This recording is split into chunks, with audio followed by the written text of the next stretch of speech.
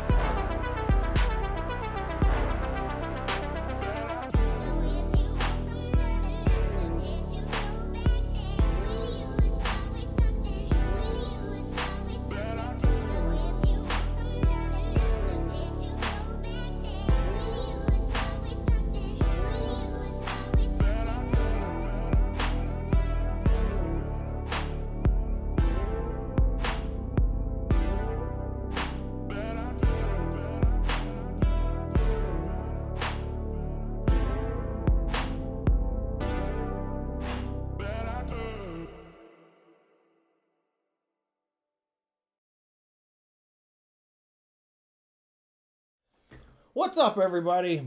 Hopefully everything's working. Hey, the mic's working. Camera's working. Fantastic. What's going on? My name's Aaron Ciotti. Everybody calls me Ciotti. You can call me whatever you'd like. And I'm back! Things have taken a turn for the better. I don't know what that means. But I'm back. Sorry I missed you guys last week. I had some things going. And sometimes you just gotta take some time for you, man. Alright. Hopefully you guys could hear that slurping and chewing and awfulness. I know everybody loves that. What are we doing today? We're doing some stuff in the place. Q&A, as always. Taranis qx7 mods. Ooh, I gotta get that out of my bag. FPV Geek's Fatshark Switch is finally out. Ron DeLeos is the man. We're going to talk about that. StanFPV Ducts, we'll talk about those. And we will work on this Acrobrat. I might go a little bit long to work on the Acrobrat.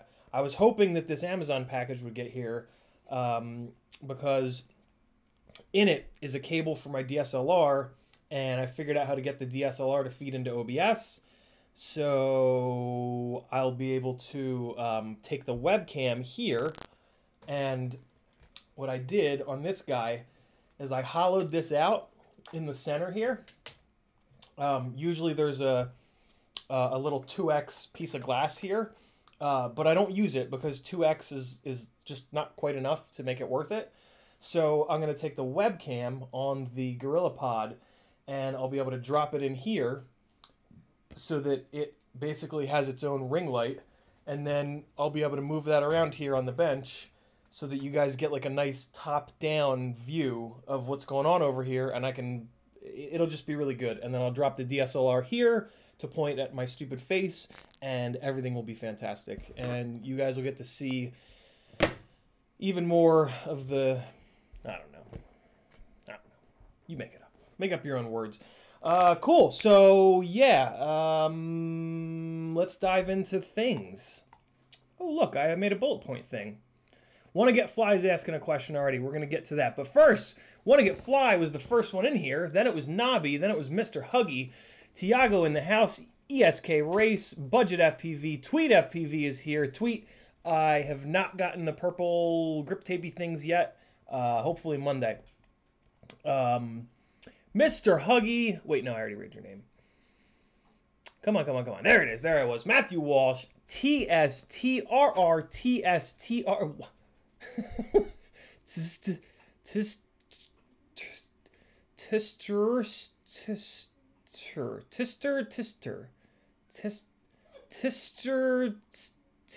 Hold on.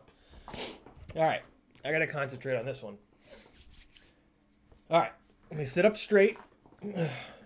Put my feet shoulder width apart on the ground. Tister is here. Darije is here. Tister again. Oh, Tister is in Nigeria. Holy cow. Awesome, man. King Sloth. King Sloth. King Sloth is in the house. Big Willie FPV is in the house. MBFPV. Marco Travassos. Got it. Matthew Walsh. Cjo. Tister again. Asking if it's safe to fly 5-inch 6S indoors. Probably not.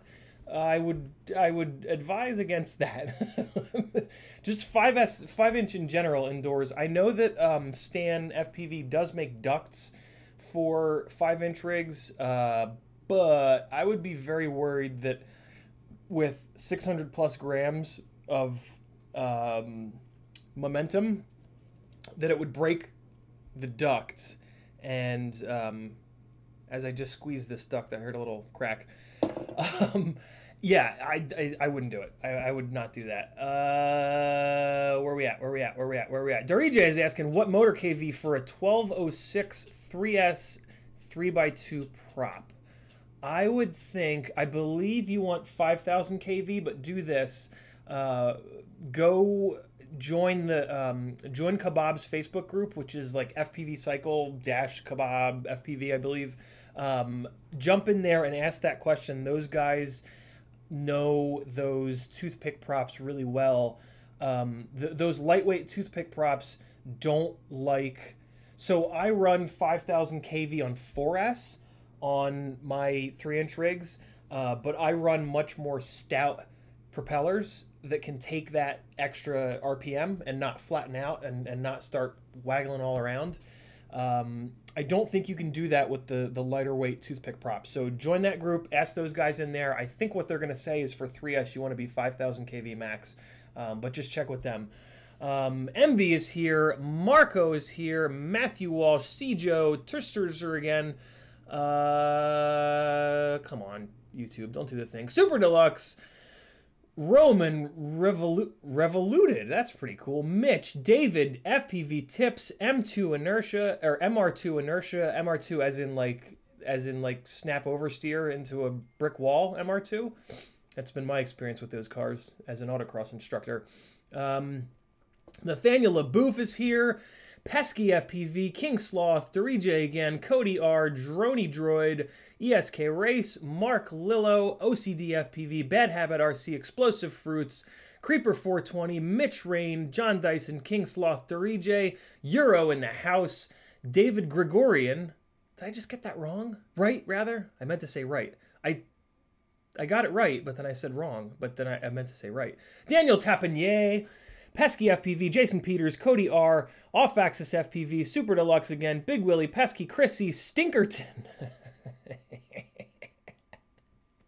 Stinkerton. I don't know why. It just struck me as very funny today. Cody R, Rotten Tomato is here, and he's hungry. Chainsaw FPV, Kevin Knight Photography, Supercell's in the house. What's up, Billy? Landon Young, Revoluted, EBR FPV, Proton to go, with some food to go. Creeper 420, Super Deluxe, Cody R, Droney Droid, Mr. Sprinkles, Nathaniel LaBouffe, Sly Play Mike 1, Chainsaw FPV, Pesky FPV, Cody R, Droney Droid, ESK Race, Proton to go, EBR FPV, Brad Clark, ESK Race. Oh, I was on a roll there.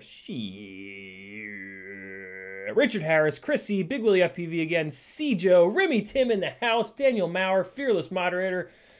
You better watch out. He's going to kick your asses. Jimmy McCool, Mr. Sprinkles, EBR again, Pesky again, Simon Saucy is here. We've got a little bit more Droney Droid. YouTube just did the thing and scrolled the chat to the bottom. Thanks a lot, YouTube, you piece of... Mars FPV Drones, ESK Race, EBR, Jason Peters. I'm going to have missed some people because it did the thing. Supercell, I didn't get the 5-inch flying yet. EBR FPV, Mars FPV Drones, Big Willie again, Proton to go, FPV Wannabe. FPV Wannabe, Pappy Rocks, Joseph Bajnarowitz, June Loco is here, Cloud Chaser, Sterling Youngman, Tweet FPV again, USPS is really letting him down, Call Sign, Eric Farmer, Sick Fast, Brandon McIerney, Kevin Durant, Mad Fisher, Joseph Benjarowitz again, Bejnarowitz, I can't believe I'm getting that somewhat right. Athix is here. Chan Wang is here. Nick S. Mongo FPV. James Pond. Sickfest. Mars FPV Drones. Market Zero. Mongo FPV. FPV Wannabe. Clody Clemens. OCD FPV. Magic Smoke with a J. Simon Saucy. MR2 Inertia saying, yup. He is a fan of the Toyota MR2 Death Machine. Graham Stewart, Plasma Trout, Big Willie FPV again, Matthew DeHarsh, David Gregorian, Oliver Bodwell, Prince Albert, Steve-O, 43068, always reading the number, David Gregorian again, I think we are almost there. Kevin Knight, Squinchy FPV, is that Amazon at the door? Oh, snap. Twitch Alpha 2960 is here, Jacob Bialor, is that an R-I or an N? It's an N. Bialon. Amazon's at the door. I don't want them to think I'm weird. Are they gone? Okay. Cloud Chaser, Chrissy, Remy Tim, Magnum 50 Cal J, Brock Lopez, Casey McBride, MR2 Inertia again. Come on, YouTube. Sick Fast, ESK Race, EBR FPV, Graham Stewart, Epic Toxic. I saw MR2 said something about wheel sizes, so I don't want to scroll down too far because, you know, cars are more important than anything, right? Mackeye,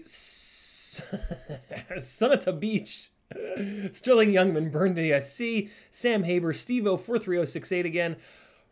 That's a name. A bunch of characters. I haven't seen that before. 100,000 KV, Mighty High. Yeah. Cobra 4829, Graham Stewart, Big Willie FPV again, Squinchy, Steve Coptra, oh man, some days I'm good, and then there's today.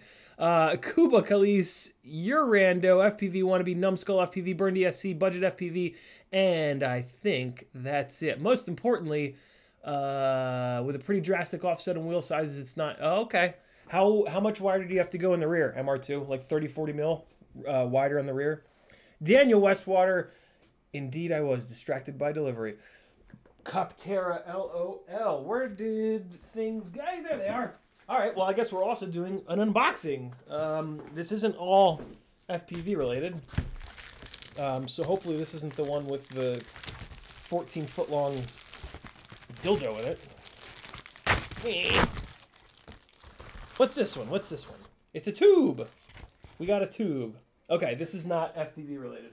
Except for that? Yeah, it is. All right. This one should have something fun for us in here. Yeah. What's up, everybody? I did see some questions. Let's get those questions going while I cut my hands off. Droney Droid asked what I'm eating today. I had Zaxby's Caribbean Jerk chicken nuggies. That's what they're called now, right? Chicky nuggies. And some Dr. Pepper and some French fries and some onion rings. John Dyson, thanks for the kind words. Off Axis is glad to see me back. I'm glad to see me back too, and I'm glad to see you back here saying that I'm back. ESK Race, do I swear before or after eating? During. Droney Droid, do we get a review? Be sure to chew really loud. The review was 2 thumbs up on the Caribbean Jerk from Zaxby's. It's got me all stabby. That can't be a bad thing, right? You don't eat tacos now? I see tacos. ESK Race says. Chainsaw says, hope all's well. It's well enough, brother. Thank you. EBR, you're welcome. I'm glad too. Thank you for coming. Protein to Go asking about the Tango 2. Haven't tried it. Have seen it. Saw it a couple months ago. I don't know. I have big ass gangly hands, so a qx7 is really right for me. I have really no I have no need for a smaller radio, but I've heard it's really good, and I've also heard that FPV made grips for it, so that's a good thing. Super Deluxe, thanks for the kind words. Droney Droid says, graffiti looks awesome. Is the dirt grass painted too? It kind of was, yeah. They just graffitied the hell out of everything. Then we've got a little bit of Brad Clark. Glad to see him doing better. Hang in there, we're rooting for you. Thanks, Brad Clark. Much appreciated.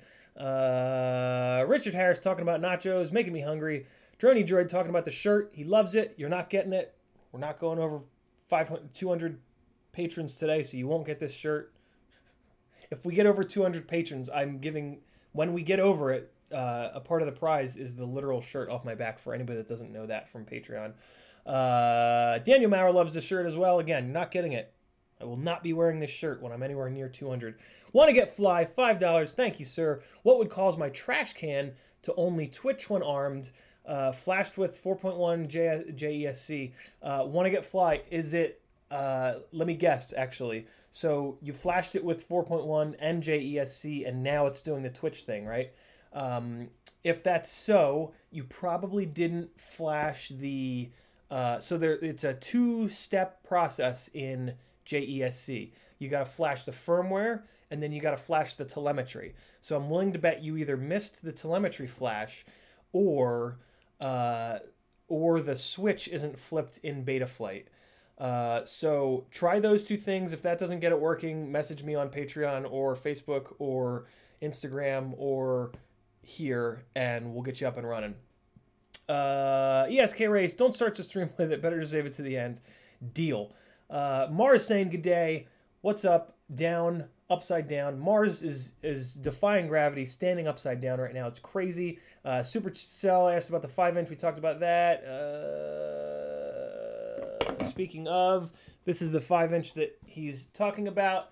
Supercell sent this over for a giveaway coming up, but I need to get it tuned first. It's on these gigantic T-Motor F80s, which are a 2408, and they're 1900 kV on this awesome hyper-low vert frame. So I got to get this up in the air, do a little bit of tuning with it, and then it's going to be a giveaway, and it's going to be a hell of a giveaway.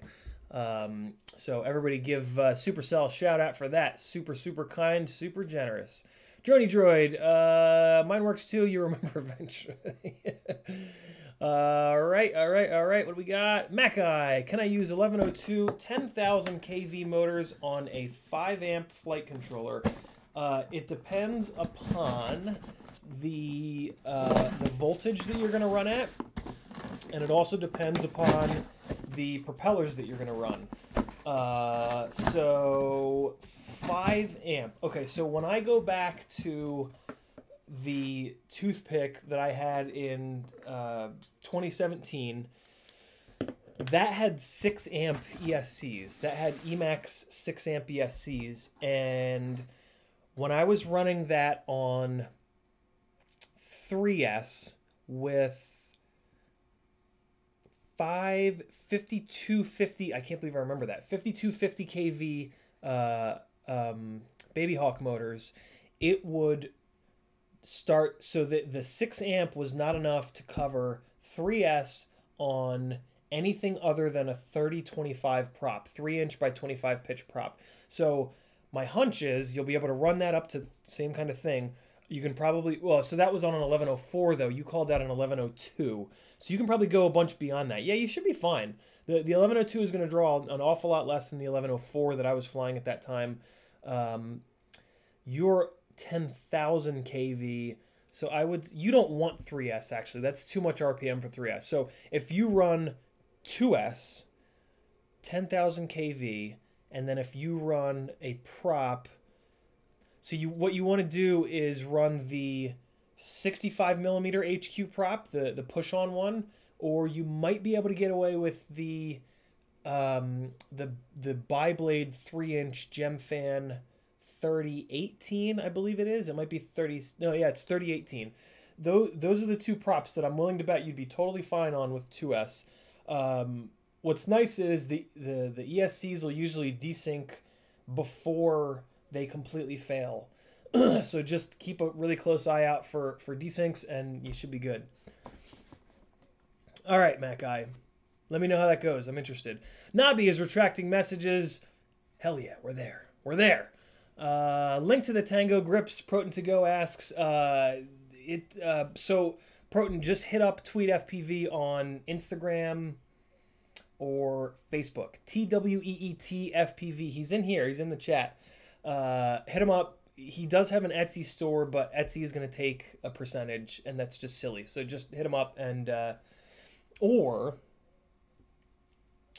if you wait, hopefully the purple grips will come here tomorrow. So anybody that doesn't know, TweetFPV and I are doing a little collaboration where he's got some specific purple grip tape that I picked out from the internet.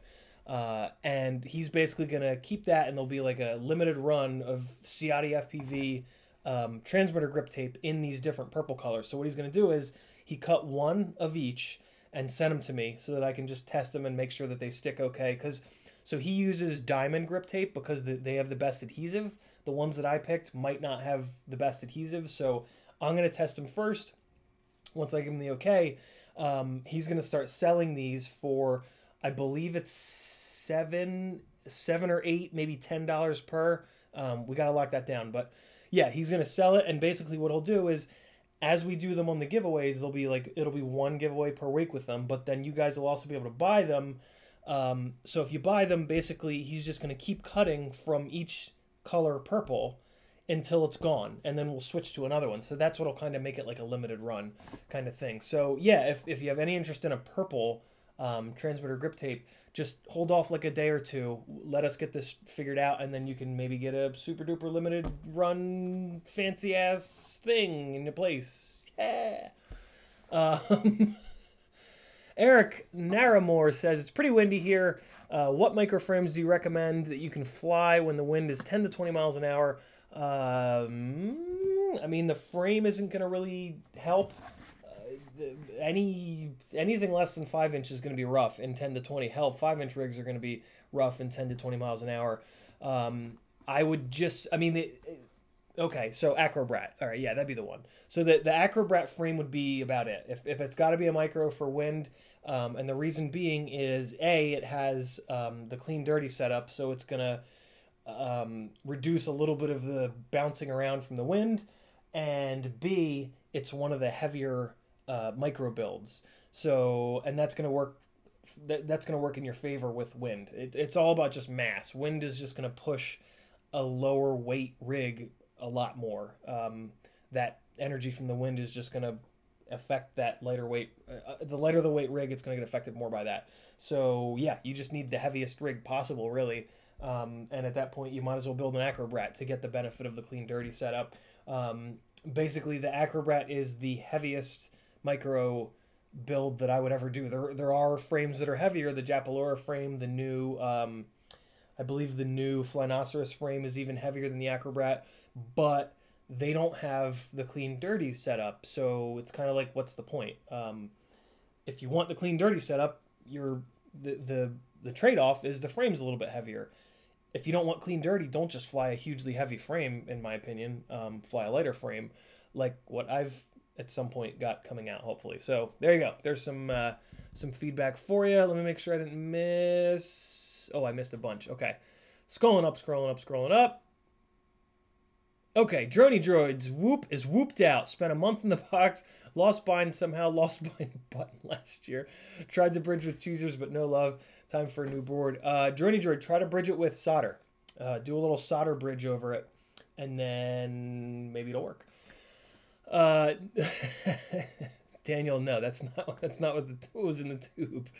Droney Droid hasn't had jerk chicken in years. I'm so weirdly a fan of Caribbean food. Super Shells says that you're all here for me. I appreciate it, guys. You're the reason why I came back. Eric, we talked about that. Proton to go, we talked about it. Supercell, still using them 4,000 kV T motors. No, you want. Although you know what I realized, they're not a different kV. I counted the T motor just told me the wrong kV because I counted the wines on the copper because I got one of the replacement ones that's 3,800 kV, and yeah, it's the same number of wines. Which, what tipped me off to that is the fact that like there's like a half a dozen different 1507s right now, and they're all like right around that 4,000 kV mark. And I know that kV is one of these things where like there's not much of a standardization to it, so they're all the same. All of these, I think all of these 4,000-ish, 4,150, 4,200, 4,000, 3,800, I think they're all the same kV, and then just every company has a slightly different scale on their on whatever the hell's reading the kV, or they're just picking a different kV so that it's not the exact same kV as somebody else. But yeah, they're all the same. So I don't have special T-Motor 1507 prototype bases anymore. they're just a stupid color. There we go. There's Nobby's retracted message. All right, now we got it going on. Repositioned his receiver. Oh yeah, Nobby, I saw messages from you. I got to get back to you though. My bad. Posted a video on it. Eric, you're welcome. Magic Smoke is looking to get a new 16x16 stack for his Cinebee 75 HD. Recently went to fly it, and the flight controller wasn't seeing any input from the receiver all of a sudden. What stack would you suggest? I would suggest seeing if it's the receiver first. I have a feeling that you already did that. What the hell is this? I don't know what this is. What is this? Yeah, definitely troubleshoot that first. I have a feeling you did. I'm stalling because I don't have a great 16x16 suggestion for you. I would not suggest the Mamba. So my experience with the 1616 Mamba is that there are 4 different versions of the hardware and pretty much no way to tell the difference between them, which is just a complete nightmare. So other than that, the stack was okay for the 1 or so battery before it got run over. But when I was setting it up, it was a complete nightmare because I had to literally get onto the pads with a multimeter to try to figure out what pad was what, because like I said, there are 4 different versions of this. So there's 4 different wiring diagrams out there, and the component layout is the same. So you just can't. It's all bad. It was just all. Oh, a mouse! Yay! A mouse for my work computer. Ah! Actually, I'll probably use it here because this mouse is horrifying. Look how yellow that is. Look how old that is. Cool. Nice little mouse. All right.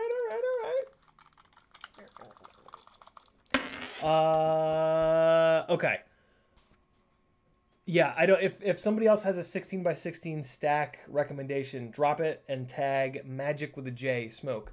ESK Race asking, did you get the RCN Power 0208s? Yeah, I did not. But I have a Tiny Whoop. Is it Nameless? Who makes the? Why do I always forget this? Who makes the Mobula? Whoever makes the Mobula, it's not Nameless, it's the other company. But I have one of those boards on the way.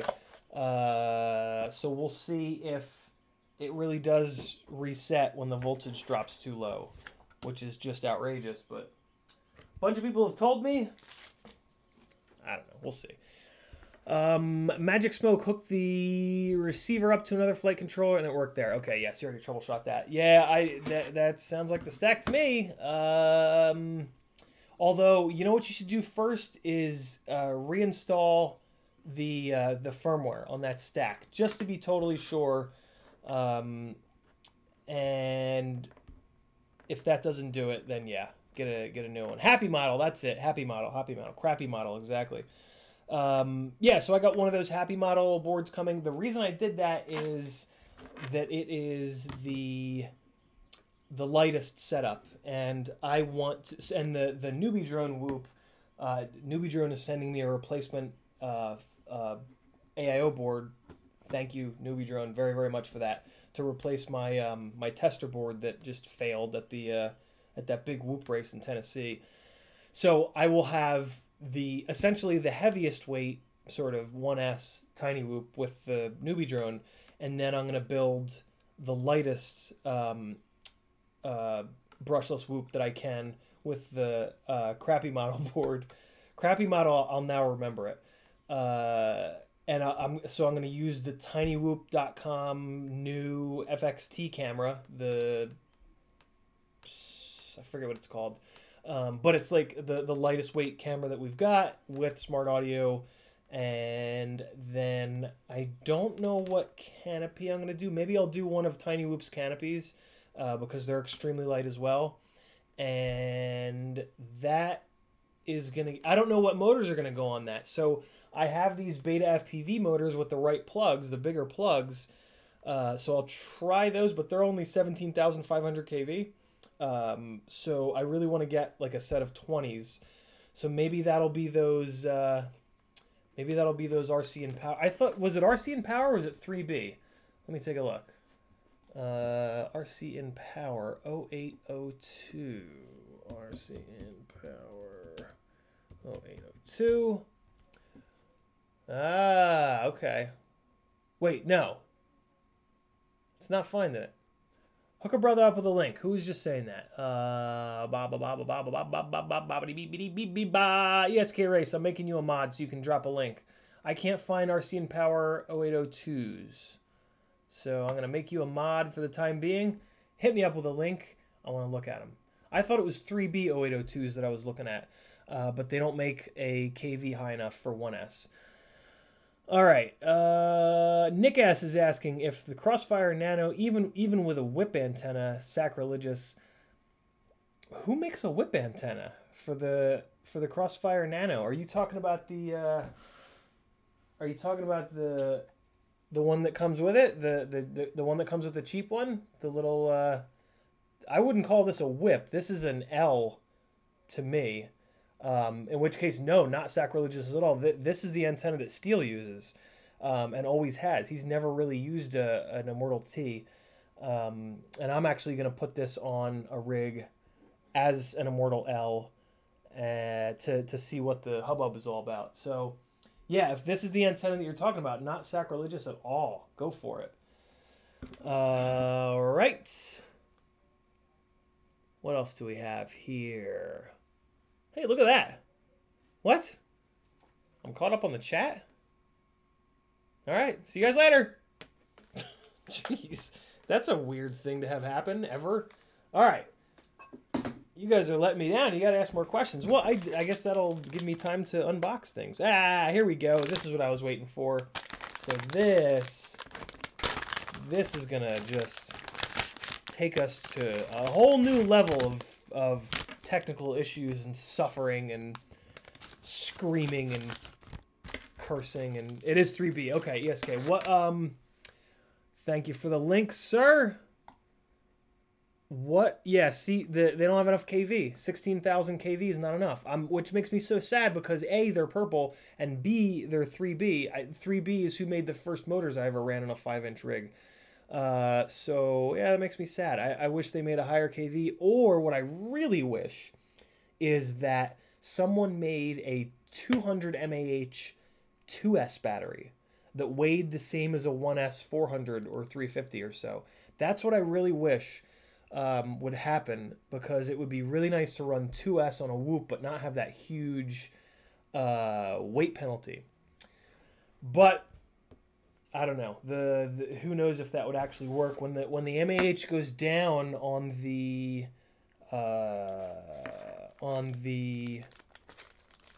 batteries. What can happen is the cells will get hotter. Like, there seems to be a point of diminishing returns when it comes to like upping the voltage and dropping the MAH. And yeah, so that happened to me with the OG toothpick, actually, when I had that guy on words are hard. When I had that thing on 2S, I was running an 800 milliamp battery, and it was getting too hot. So I went to 3S 450. Yeah, I went to 3S 450, and it was fine. But then when I dropped down to 3S 350, for whatever reason, and it could have just been that battery. It could have just been that newbie drone battery. But the individual cells would get really hot in that battery, and it would sag just like the 2S 800, whereas the 3S 450 GNB was totally fine. So there does seem to be like a point where you can drop the MAH down too low, and what all-star game, Mac guy? And yeah, you lose the advantage of having the higher voltage. But all that being said, brushed Tiny Whoops ran on words. Ran on 200 mAh 1S batteries for a while, and I don't remember them getting too hot being an issue. So maybe it would be good. Maybe a 200 mAh 2S battery would be absolute lunacy on a brushed Tiny Whoop.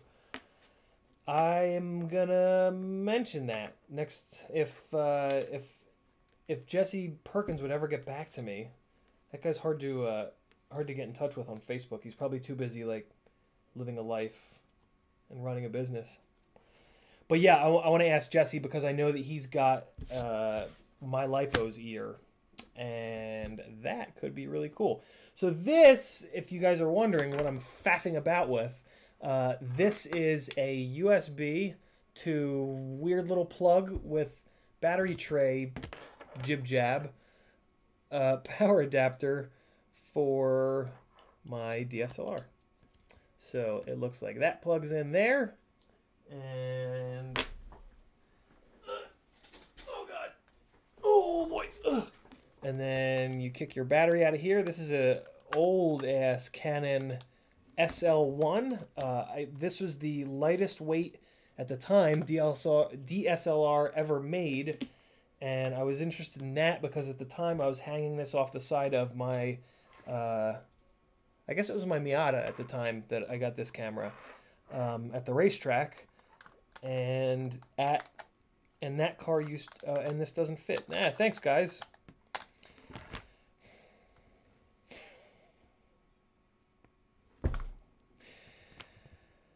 Oh, well, then there's that.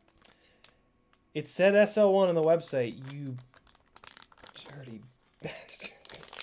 Oh, man, come on. All right. So eventually, I'll get the right little whoosy what's it, and I'll be able to use this. Wow. Okay. Good thing you can do returns with Amazon fairly trouble-free. Well, this is fishing line, so this can't be screwed up. So that's great. I got more fishing line. I got it in purple, or no, maybe a red. I keep a roll this in my bag at all times with a little fishing weight to swing and throw up over trees. It is the lightest, simplest way that I've found to have a recovery kit on you at all times. 550 cord, when you get like 200 feet of 550 cord, it's big and it's heavy and annoying. Whereas this is 300 yards, I want to say. Yeah, this is 300 yards of 30 pound. So you can really yank on this up in a tree. I used to have 15 pound and that was totally fine. So 30 should be indestructible. So that is good news. And yeah, you guys don't care about lighting nerd stuff. Nah, maybe you guys do. Maybe you guys do. This is a Luma Cube. I'm going to try to start doing more still photography. The OG folks in here will know that prior to FPV, shooting stills was my main hobby for the better part of 10 plus years. And I want to start doing it a little bit more because I want to do stickers. So there are CiottiFPV stickers coming. Should be here tomorrow. So anybody that can come tomorrow night stream, 10 o'clock Eastern, you might be able to see them. Other than that, though, I want to just see if I can sell stickers of gear. Like, so kind of like a cartoony. So I'm going to do the still photography, and then my wife, Kristen, is a graphic designer. So in theory, I can take still photography of different props, different electrical shit, gear, just our gear, and then get a cool like cartoony / animated-ish piece of artwork with that, and then put it on stickers, maybe shirts, something else. Yeah, because there is none of that, and it would be kind of cool. Like if you're super hardcore into S4 props, to have a shirt with an S4 prop, that'd be kind of cool, right? Maybe, I don't know, or a sticker, who knows. But yeah, this is a super cool little constant light source, and here is what's really interesting about it. Oh, look at that, that's cool. They put a little perforation on the window. What I really like about this is that when I take it out of the box, it shoots me right in the face, and I just keep pointing it at myself. Turn off. That is the same size as a session, yo. So in theory, let's see. If I can get this in a session mount, I'm going to do light painting with this, and it's too big. All right, so I bought the wrong one. So this is a really successful Amazon order. I got the right fishing line. I got the right 13-inch tube. I got the wrong power supply and the wrong Luma Cube. That's frustrating. But par for the course. I got the right fishing line. Wow. What a day. What a Sunday. I flew this morning, guys. How about that? What do you think about that? It's crazy.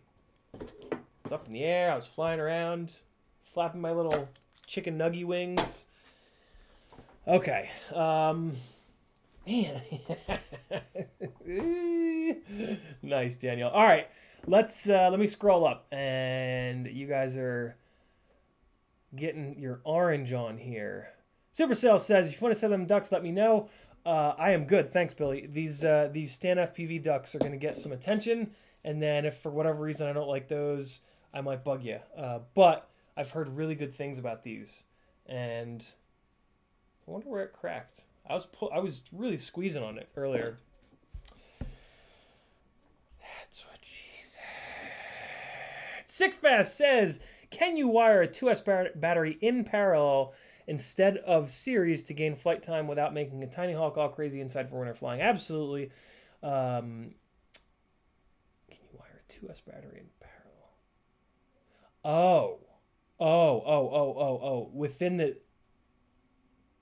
Technically, I think you could, but soldering to the LiPo tabs inside of these things is real scary. And I don't recommend it. I've only run into one person in this community that's willing to do that.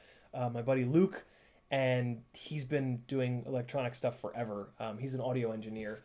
And yeah, he does it every so often, but even he says like it's creepy, and every once in a while he'll get a big spark shooting out, and it's not good. So if you're talking about within the same battery, like pulling the shrink off the battery and going in there and rewiring it, which I think is what you're saying,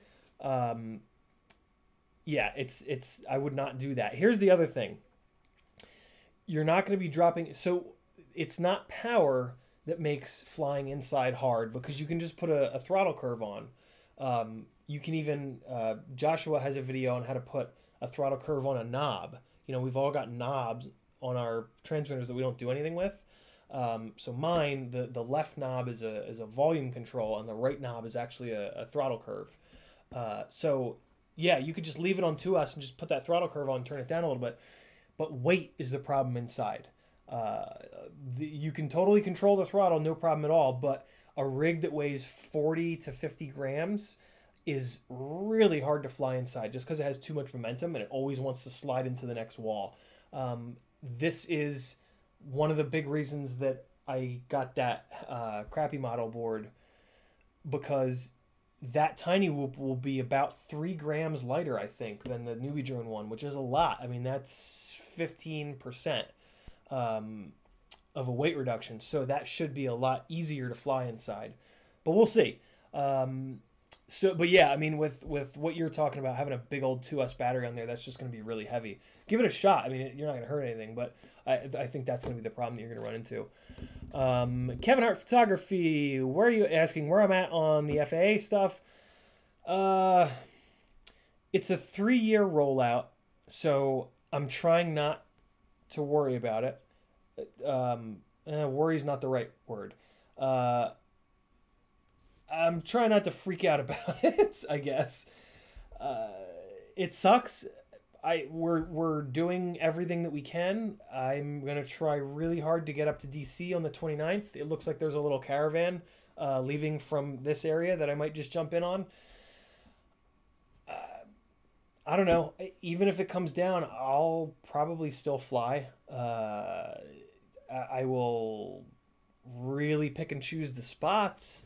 But I don't know, man. If you're in I don't know. I think it's gonna limit our spots, but I'm not gonna stop flying unless for some reason I get burned out on it or the hobby becomes less fun. But I mean, we're flying around. How can that become less fun, right? Like, we're flying. I used to only be able to do that in my dreams, but now I can do it for real and crash into stuff in the process. So yeah, I think that we just need to do the right thing, right? Do what we should do, and Joshua and Rotorai and all the other guys have made that very easy for us. We do it to make sure that we don't have regrets of having not done it, and that's that. I mean, I get why everybody's talking about it. I get that it drives a lot of clicks, but I don't know, man. My mental health can't really handle thinking about that, I don't think, and I don't really think it does any good to constantly beat it as a dead horse. It sucks. It's I get it. Here's a possibly controversial statement.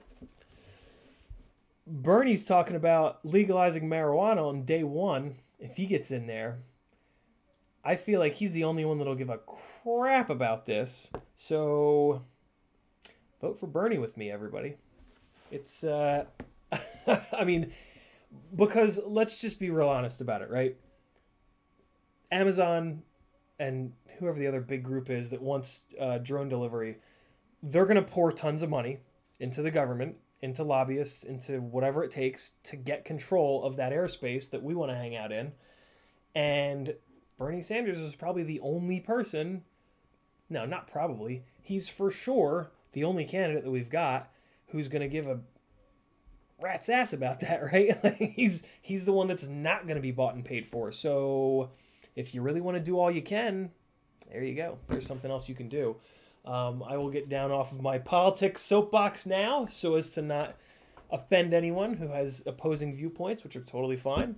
But yeah, I'm going to do the things that I should do. I'm going to vote for Bernie and cross my fingers, and we'll see what happens. If it becomes illegal, I'll keep my eye on other people to see if anybody's getting $8,000 fines all over the place, but I really doubt it. I really doubt that police are going to enforce this or have any idea what any of this has to do with, and I don't live near the FAA, so should be okay, in theory. Focus flight, good question though, Kevin Knight. It's a scary thing. We need to not sit here and go, I don't mean anything. We just can't do that, right? We all know that, but we have to get off our asses and do a little bit of work now when we can and pay attention and hope. Focus for Life. Will that Tiny Whoop camera mount on any Whoop frame? Focus for Life. Which Tiny Whoop camera? You're talking about the new one from tinywhoop.com? If so, yes. There are a couple different mounting solutions, and all the Whoop frames have the same screw pattern. I don't have one handy, but I think it's like 26 by 26, or it's some weird bolt pattern. But yeah, all the Whoop frames have that same bolt pattern, so pretty much all cameras should be back and front compatible between Whoop frames. Supercell, will the 3800 kV T-motors be alright on 5S, or I need to go back down? I'm about to run on a 5S and try it with the Radix. I would do it. I've been wanting to do that for a hot minute. So do it and let me know. Radix will be fine because that takes VBAT, and I believe you've got the IS-35, which is 5S compatible. So yeah, you should be good. If it's too much power, look up Joshua's video on the throttle curve on a knob, and there you go. You can back the throttle down a little bit if it's a little too much on 5S. Mackay, NBA All-Star Game. You know, I was a huge NBA fan growing up. That was like my, well, I was a tall, lanky tong. I was a I was a tall, lanky bastard growing up. So basketball was my thing. I wasn't really good at it, but it was what I played. And I was of all things, I was a huge LA Lakers fan. This will date me like crazy, but this is back in the days that Magic Johnson was playing, and he was like my absolute idol hero figure. I actually remember where I was the day that I heard that he had contracted HIV. That hit me like a ton of bricks. But I drove it. I had a huge like basketball card collection back at my parents' house in New Jersey, and as I did with all sports, I just drove it into the ground. And when I went to college, I just had no interest in sports. I made this group of friends on my floor freshman year who were also not into sports, and that was it. I don't know what it was, but when I watch sports, I'm interested for like 30 seconds, and then it's just, I just don't care anymore. It's, I don't know.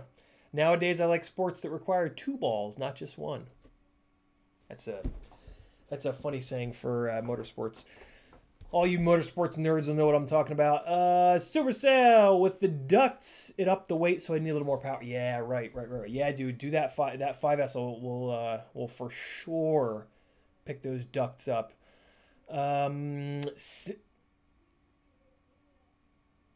CiottiFPV asking, what qx7 mods are you doing today? Who do you think you are? Who is that? Who's is that? That's trolling, right? Where's the look at this, guys. How do I do, isn't there a keystroke to zoom on this? Is it it's one of the accessibility features. Hold on. Look at this madness. Who's messing with me over here? Where's the accessibility? Here it is. I need display. I need zoom. Use keyboard shortcuts to zoom. Shift open Apple equals. Shift command equal. Oh, that's not shift. Is that control? Nope. Is it option? It's option. Here it is. Look at this. Where'd it go? Oh boy. What's happening? What? I swear I saw it. Oh wow. Am I losing it? Oh, I'm losing it, aren't I? Oh no, there it is. There it is. Look at the trolling. Wait, where'd it go again? There it is. Look at this. Who are you? Who are you? Oh god. Oh god. Oh, you do have a person. Oh, wait, hold on. Oh god. Oh. Hold on. Hold on. How do I get it to center? How do I? Hold on. We're gonna figure this out. All right, whatever. I don't have the patience for that. Who is that? Can I click his channel? Wait, no, I can go to his channel. You better have something good up there. If you're going to use my name, go to channel. Who are you? That's what's funny about that is I used to spell, like, because nobody can ever pronounce CiottiFPV. I used to spell my name like this phonetically as like a phonetic thing. Although I would spell it SEE-AHH, -TEAT, but this is the other phonetic spelling. That's so funny. I'm gonna subscribe to my secret admirer. You guys are just too much.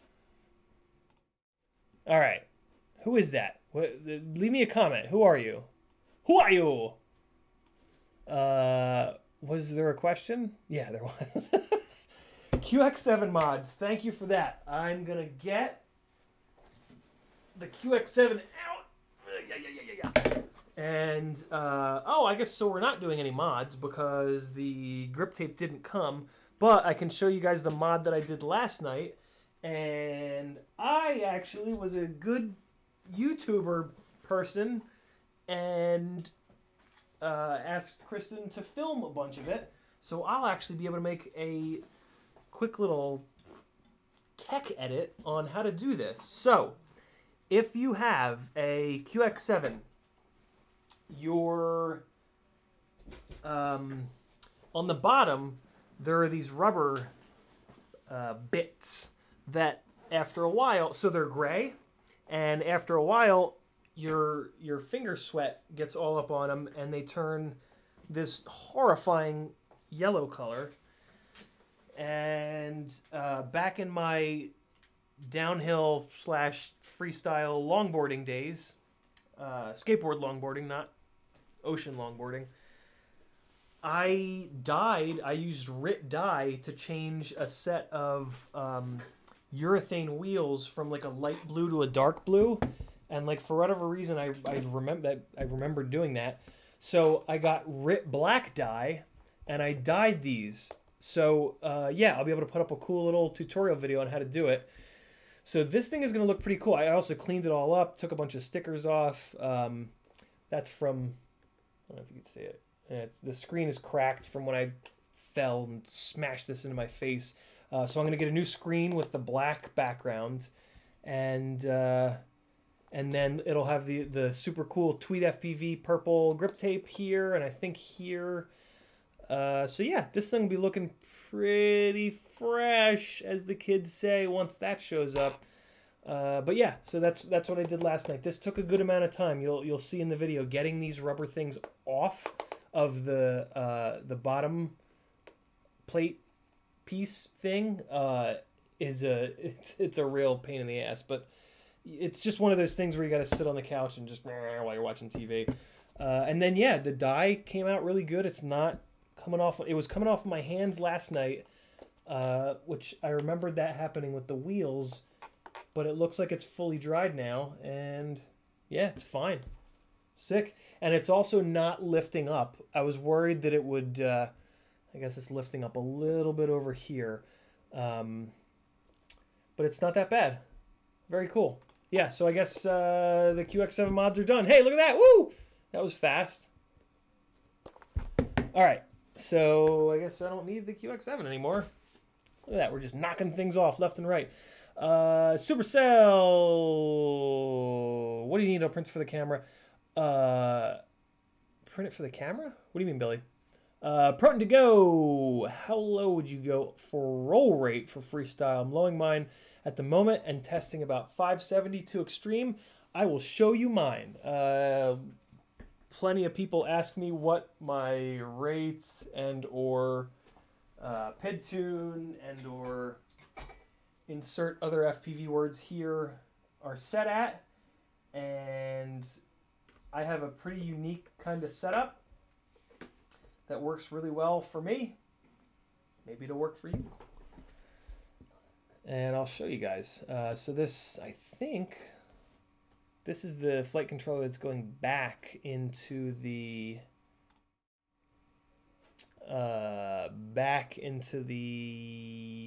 thing in the place. What's it called? Acrobrat. Back into the V1 Acrobrat. So it should, in theory, have a tune on it. Let's take a look. Yeah, there we go. So that's where I'm at. Deny. How did I do the zoomy thing again? Nope, that's not it. There it is. See, how do I, here's the question. How do I control, yeah, whatever. That's fine. So there's where I'm at. I run a very, very low RC rate because, all right, so let me hit you guys with some rate knowledge. 1.0, 0.7, and 0 is stone stock. So 1.0, whoop, that's not 1.0. 1.0, 0.7. All right, so stock rate is now being shown by this blue line. 658 maximum rotational, which is very similar, obviously, to where I'm at, 649. 500, I've tried. It is a little bit low. 570 would probably be fine. You'd be pretty close to this. So, yeah, you wouldn't have much of an issue. But let me show you guys. So what a lot of people do is they leave this around the RC rate around 1. They leave the super rate somewhere around here, and they just start adding expo. And now watch the blue line. Watch what's going to happen, right?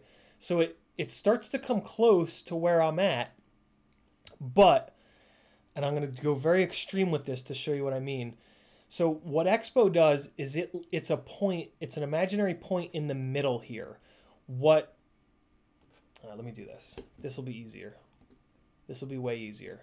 All right, so now RC rate, as we ramp RC rate up, it's a straight line. And that straight line is just going to keep going up and up and up and up and up and up and up. So RC rate is controlling the entire line. It's not just one spot, it's the entire line. So it affects the maximum rotational rate up here, it affects the middle, and it affects the inside. But it is the only of these three that affects right here in the middle of the stick. And in the middle of the stick is where I want the most possible sensitivity, so that when I move from right to left and the one spring unloads on the transmitter, when it hits that center point and there's that notch, right, as one spring lets go and the other spring picks up, I want the center to be as mushy and as dumbed down as possible, so that you can't really see that notch, and so that you can just make these tiny, tiny, tiny little adjustments. Because if you make a small enough adjustment, you kind of can't see it, and it doesn't come off as a mistake. If you make a jerky adjustment, it comes off as a mistake. So what I do is I run that RC rate down really low, because again, that's the only way that I can soften up the dead center. The super rate, so let's get this back down to let's bring it back down to 1. All right, so now we've just put this straight line in, top and bottom. Now we're going to add super rate, and what the super rate is going to do is it's a point all the way out here on the outside, and all it's going to do is add to the very outside. You see in here, nothing is really happening. It's only pushing up the outside. It's also kind of pulling up the middle a little bit, but that's just because that this very far out point is, you know, it's smoothing itself basically. So, but the majority of what it's doing is just on this very outside. So the Super 8 is basically, you're only going to set that to the rotational rate that you're looking for. That's all that you want to do with Super 8, is control the maximum rotational rate. When you go all the way to the plastic and leave it there, this is the rate that your rig is going to just continue to spin or yaw or flip or roll. And then the Expo controls a point right in the middle here. So you see where we're at now. Watch what happens when I add Expo. See, it's just pulling this middle down. The top is staying the same. It does affect the inside a little bit, but not nearly as much as the middle. And the middle of the stick, to me, is actually a little bit too dead. I would prefer to be able to go positive on the Expo, to be totally honest, and raise this up a little bit to make it a little bit more linear. But you can kind of accomplish the same thing with RC rate. So that's why I run 0 Expo, because the middle of the stick travel, so we're talking about, oh boy, what have I done? Zoom this back out. Oops. Oh, nope, that's not the keystroke. There it is. Is that full screen yet? Nope, nope, nope. So, RC rate is in here. Changing your RC rate changes the feel in here. Changing your Expo is going to change the feel out here in the middle of the travel. And then Super rate is when you're on the plastic. And like I said, for me, when my stick is around here in the middle of the travel, I don't want it to be any more dead, because what happens is when I add Expo, it makes, and I should show you this on the over here. What happens with Expo more than with RC rate is it creates a huge knee, is the word for it, that gets used in the stick travel. So like we'll get really drastic with the Expo. And basically, so you start moving your stick over, everything is nice and smooth, you're still moving it over, everything is nice and smooth, but then all of a sudden here, it just explodes upwards and you like lose control. Like you basically have no sensitivity in here because it's just screaming upwards. Whereas with RC rate, when you lower the RC rate, it still does this, but it softens up the middle even more. And that's what I'm most concerned with, is dead center, not the middle stick. The middle stick feels good to me with 0 Expo, and then with a low RC rate. So that's how I set my rates. I'm not even going to show you guys the PID screen because I don't want you to steal the PIDs, because I run really aggressive PIDs with really clean builds that'll probably blow your builds up. So don't steal my PIDs. Don't steal anybody else's PIDs. Run the stock ones, and if you're having an issue, talk to people about what the issue is, and we'll help you tune the issue out, rather than just dumping a set of PIDs in and crossing your fingers that it doesn't catch on fire. So there you go. There's my opinion for you on rotational rate. Oh, so here's the other thing to keep in mind, Proton. The P gain. So the other reason that I can run such low rotational rates, let me actually fix this before I forget. I don't want to try to fly this with this all jacked up. The other reason that I can get away with doing this is I run very high P gain. And when you first make a stick movement, like the initial stick bang typically is when this happens, right? Like if I want to snap a bunch of so if I want to go inverted, I can just ease into the stick and slowly go inverted and stop. But what happens is when you're in that process of doing it, you're going to start to lose your upwards throw, and you're going to maybe be coming down already by the time you're inverted. And I don't like the way that looks. So if I'm looking to do that, if I'm looking to get a bunch of movement out of the way quickly, that's when I'll stick bang all the way to the plastic. And with a high P gain, when you do that, you're telling the flight controller, like, go, right? You're telling it, I need you to keep up with a lightning fast stick movement that I'm just blasting in here as hard as I can with my little thumbsies. And when you have a lot of P gain, it can keep up with that, and it will like snap that motion. And you can get, even with a low rotational rate like this, I can get on that initial snap like at least 90 degrees so that then I can back off and slowly bring it to vertical and then freeze it there. And if I do that, it'll still be going up when it hits vertical, and I've centered my sticks. And that gives this really cool like anti-gravity of like, you know, the rig being like, it snaps that movement and you go quiet on the sticks and it's still traveling upwards, and it's like, wait a second, what? And then it starts coming down. It just has this really cool effect.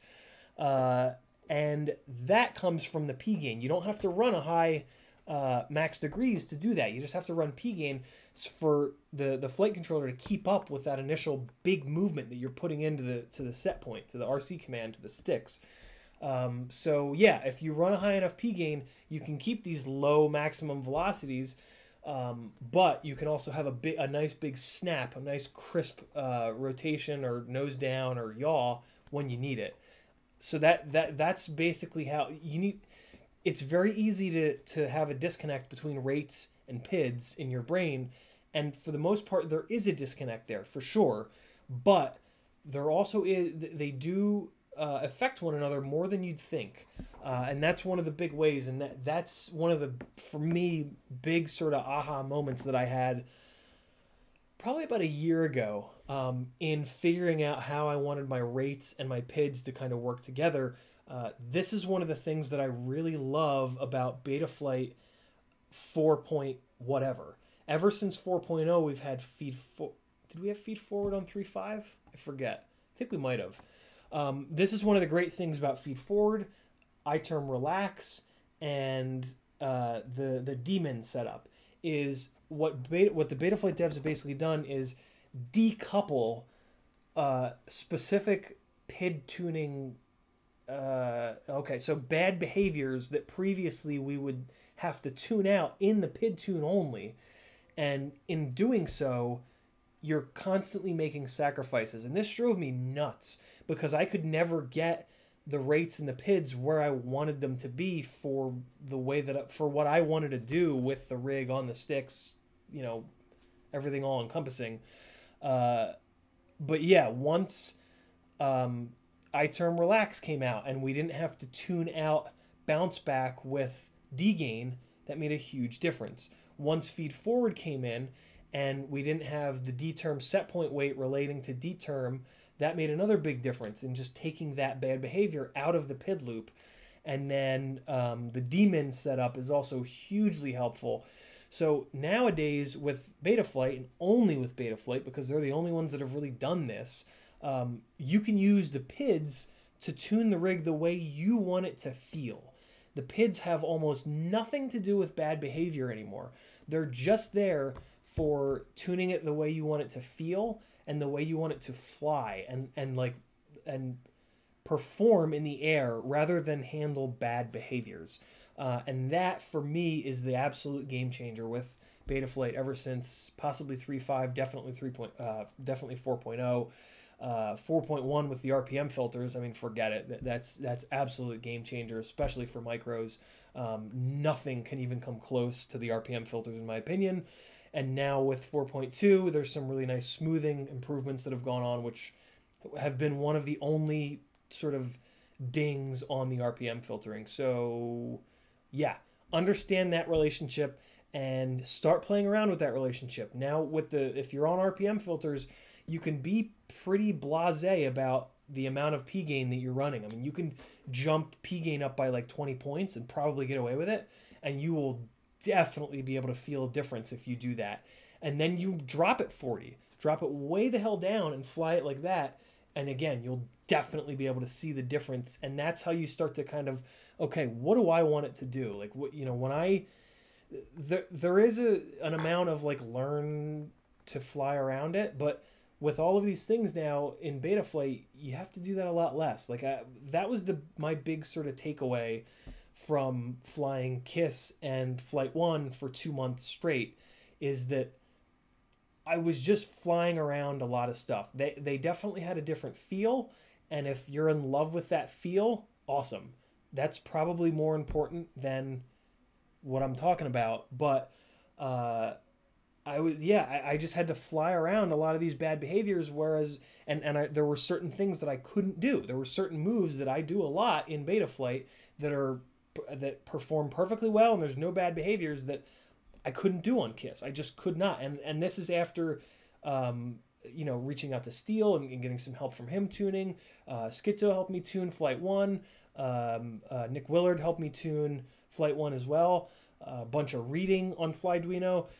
It's just it's the way that beta flight was back in the 3.4 days, 3.3, 3.2. And those were the days where I couldn't get my rigs to fly exactly the way that I wanted to. So there's a long answer to a short question. As I do. Where are the comments about me stabbing you guys? Anybody? Anybody making fun of me stabbing? Do I need to get more stabby to get you guys to freak out? All right, Daytona 500s today, really? NASCAR's not real racing. Get out of here. Oh, I said it. I said it. Focus for Life wants to replace the camera in VTX on his Meteor 65 with the tiny whoop camera. Nice. That is a good... Well, although, wait, Meteor... Oh, yeah, the Meteor doesn't have... Yeah, I don't like that beta FPV camera. That camera is on this... it's on the 65X that they sent me a long time ago. And it's huge. Like, I don't know if the Meteor has the same one, but, like, my God, this VTX is gigantic on this thing. And it's pinned down. Like, ugh, do not want... Oh, God, there's stuff falling off of it. This is going to be a giveaway, by the way. I don't want this. This is a 2S. This is a 2S whoop setup. I have no need for a 2S whoop, so we'll do a giveaway on the US stream so I don't get crushed on shipping for this little block of chocolatey goodness. Right. Thank you for the reminder, Billy. I somehow did remember to take ESK off. Maurer says WTF. Oh, that's you guys. Okay, yeah. Hey, where's Ciotti? Where's the phonetic? Where's my phonetic person? Phonetic Ciotti. There you are. Who are you? I'm gonna make you a mod, just so that you light up in blue so I can see you. Don't kick anybody, or I'll kick you. What if you could kick me and take over the stream? Ciotti, who are you? Tell me who you are. Now that you're lit up in blue, I can see you.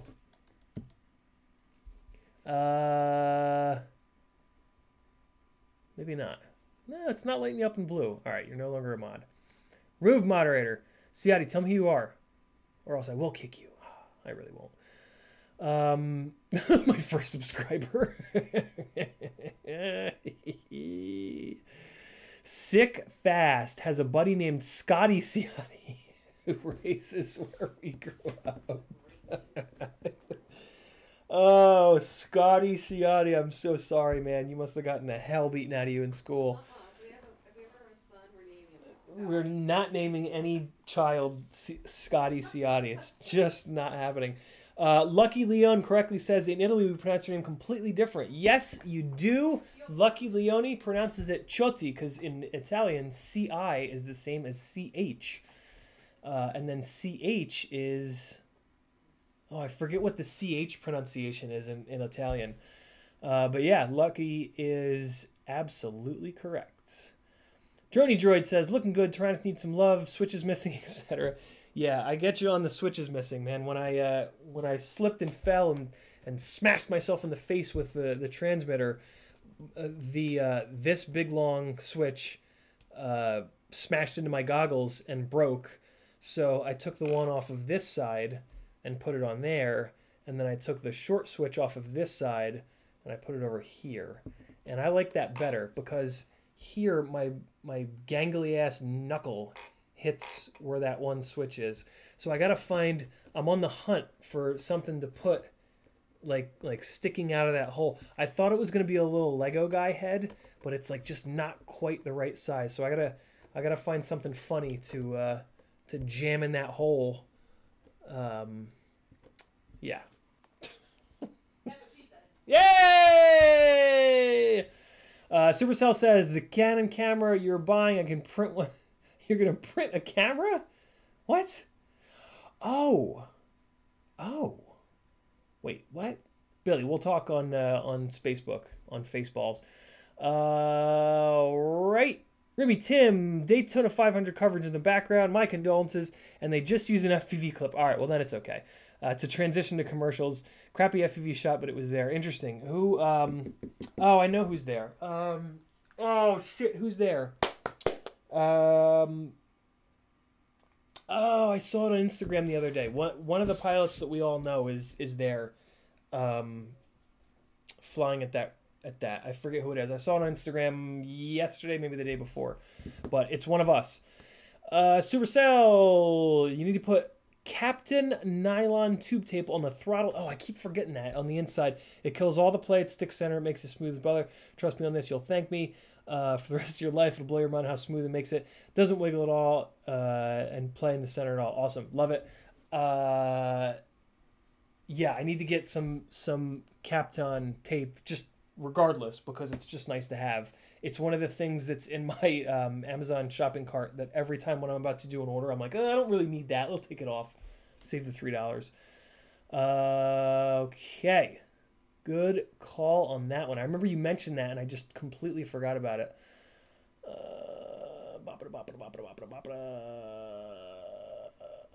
Okay, hey, there's Ciotti. There's the imposter. Imposterati. Impasta-ati. Yeah, I unmodded you. Who are you? Tell me who you are, Imposter Ciotti. I need to know. All right. What else are we... I don't know. It's probably Brad. Okay, so we did Taranis mods. Oh, yes. Yeah. So, good buddy of mine, Ron DeLeos, the FPV Geek.com. Look his thing up in the place. He's been working on this Switch for over a year, I believe. And it's finally out. He's been through multiple manufacturers. He has stuck with it and got it done. And it is a Fatshark Switch. This current one is 2S only. It is a Fatshark Switch that goes on your goggle strap and just works perfect. This is what you want. Every single one of us should have this. There is a DJI version coming out soon. There are other versions coming out soon, which I don't think he wants me to talk about. But this is awesome. Ron is a great guy. He spent a lot of his own money to make this thing happen. So everybody buy one. He sent me a bunch. I'm going to be doing giveaways Mondays for them, and that'll be cool. T-Motor sent me some of their new Pacer 2207.5 2550 kV. I was really hoping I'd have the camera over here so that we could do a little top down of the motor, but I will just oh, it's not Kapton. Oh, Capricorn tubing. Ah, okay. I thought it was just that Kapton yellow stuff. So here they are. Big beefy guys. 2207.8. They'll make all the power in the world. Big old magnets. Let's take the bottom screw off. And I want to see if they've got that magic little O-ring between the bell and the stator. Oh, so that's really nice. So I just noticed it's an M3 screw in the bottom of the bell, which I love. T-Motor up to this point have been using M2 screws with the tiny little M2 holes on them, and those are very easy to strip out. So this is a great step in the right direction. Let's get this bell off and see if there's an O-ring. Get off! Come on! Get! Jerk. Do it this way. Do it the intelligent way. There it is! Whee! Hey, there's an O-ring. Now, I'll try to show you guys, but it never quite works all that well. Oh! Oh, I did it. Look, it's working good. There's the O-ring. I really like that O-ring. The philosophy behind that O-ring is that when you take a big... and you don't want to lose the little washer. There we go. When you take a big hit, it's going to give a little bit of squish. Oh, for Christ's sakes. It's going to give a little bit of squishies when the bell gets impacted. So the majority of the time that a motor is going to hit the concrete, it's going to be at an angle or inverted like that. So if there's a little O-ring between these two, it's going to have a little oop, just like compress the O-ring. Hey, hi. And it also allows you to crank the bell screw down really hard. So yeah, that's really good. I think all the manufacturers have kind of switched over to that, which is good news. The windings are nice and neat. Man, that is a tall stator. I fly 2306s, so this 7.5 millimeter tall stator just looks gigantic to me. It looks like they've also got their new lighter weight circles little mounting base setup thing here that they just I think that saves like 1/10 of a gram or maybe 2/10 of a gram or so. Yeah, good looking motor. Nice looking 5-spoke bell. I'm a sucker for 5-spoke wheels on cars and bells on motors. Big, thick, beefy magnets, which you guys could probably see when I was showing you the O-ring. And it's purple. It's not purple. It's blue and pink. Nothing wrong with that. Good looking motor. I will... oh, and I also made a decision today. Speaking of...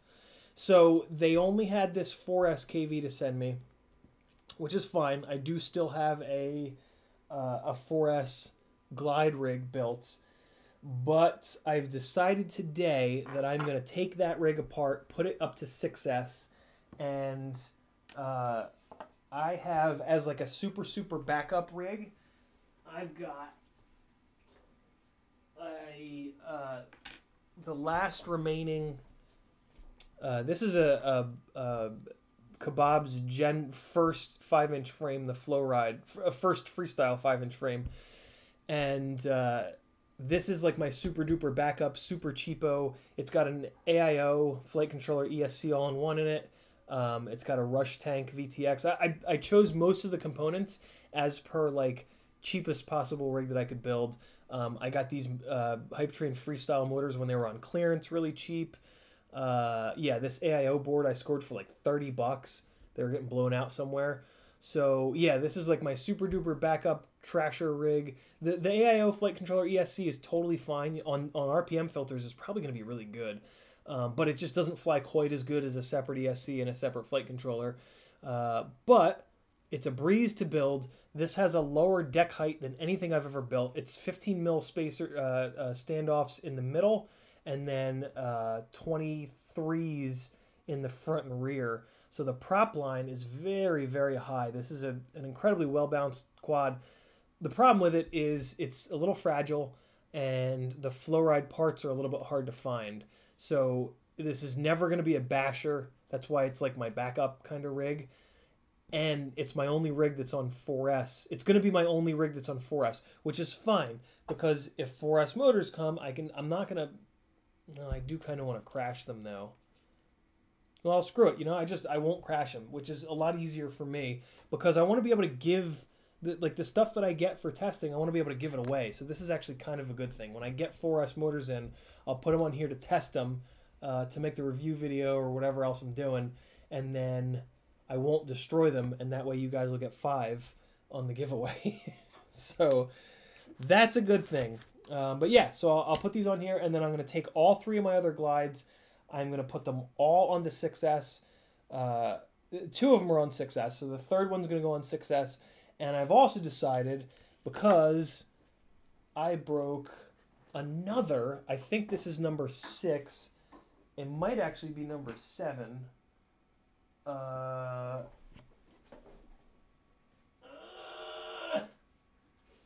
broke another Hero 7 today.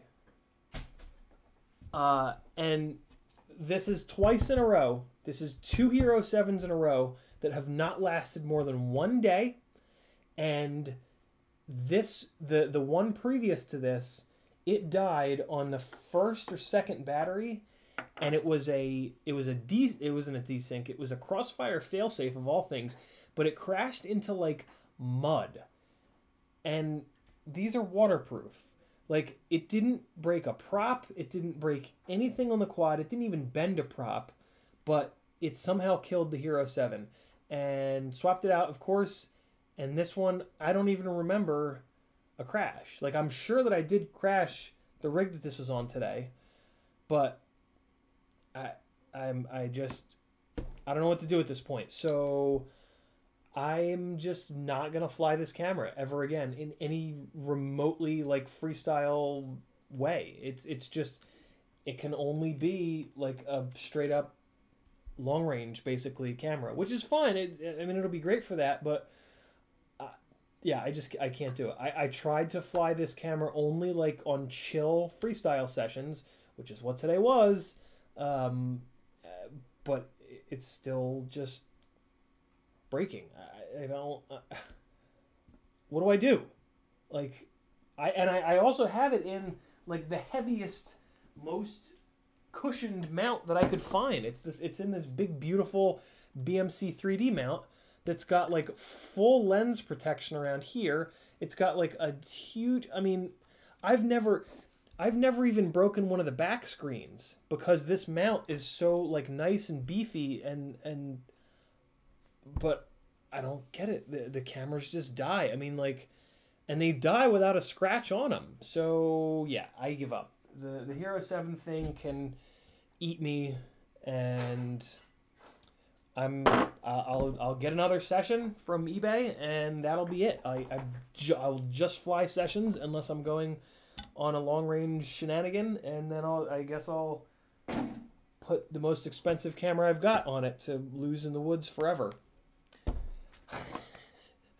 So there's that. Okay, cool. Getting things done. We're getting some things done. What else here? There's a screaming goat. Anybody on the Monday night stream will love that. I did score a really cheap broken GoPro. Session rather. What's broken is the battery. The battery failed on this. So this is going to be for my V1 Acrobrat, my Cinebrat, the heavy lift Acrobrat, whatever the hell you want to call it, on this big beefy TPU mount. And I'm going to run I guess I'll burn a hole in the bottom or wherever I get the wires running out. I'll get a hole in this and wire it up to 5 volt on the flight controller. Actually, no, I'll probably put a voltage reg, an external voltage reg to run this, because I know this pulls a bunch of voltage.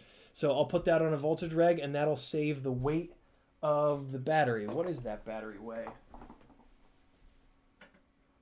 It's got some weight. It probably weighs what the oh no, it's heavier than the TPU. I'll be damned.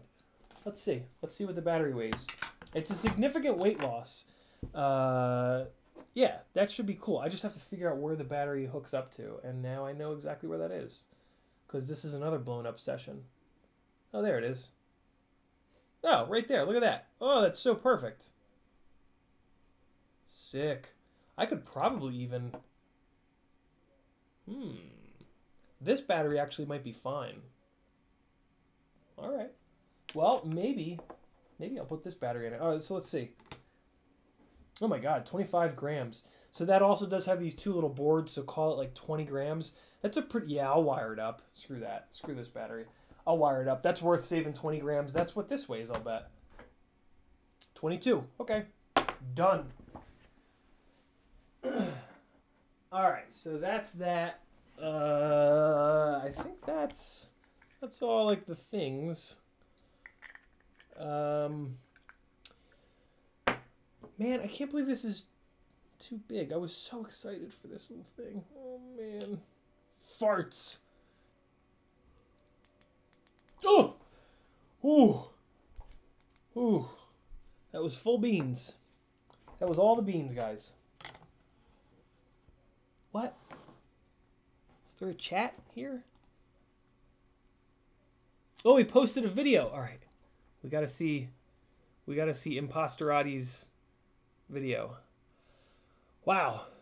This is Acrobrat. Absolutely, Graham. Where is he? There he is. Okay, let's see it. Let's see it. View channel. Better be a good one. It's baby's first flight. All right, where is it? Where are we? I'm looking for license plates. Oh man, you even used it. Used a screenshot from this stream, I think. All right, where is this? I gotta see them license plates. Is this familiar? This quad's got some power though. Why am I not showing you guys? I reward the. I'm gonna reward the imposter. The imposter can fly. All right, you can take my name all you want. Shit. As long as you can fly, that's all I care about. What's that license plate? It's so dark. And this rig's got some power. Let me guess. 2207 high-ish KV. Caldwell Freight Lines. Ooh!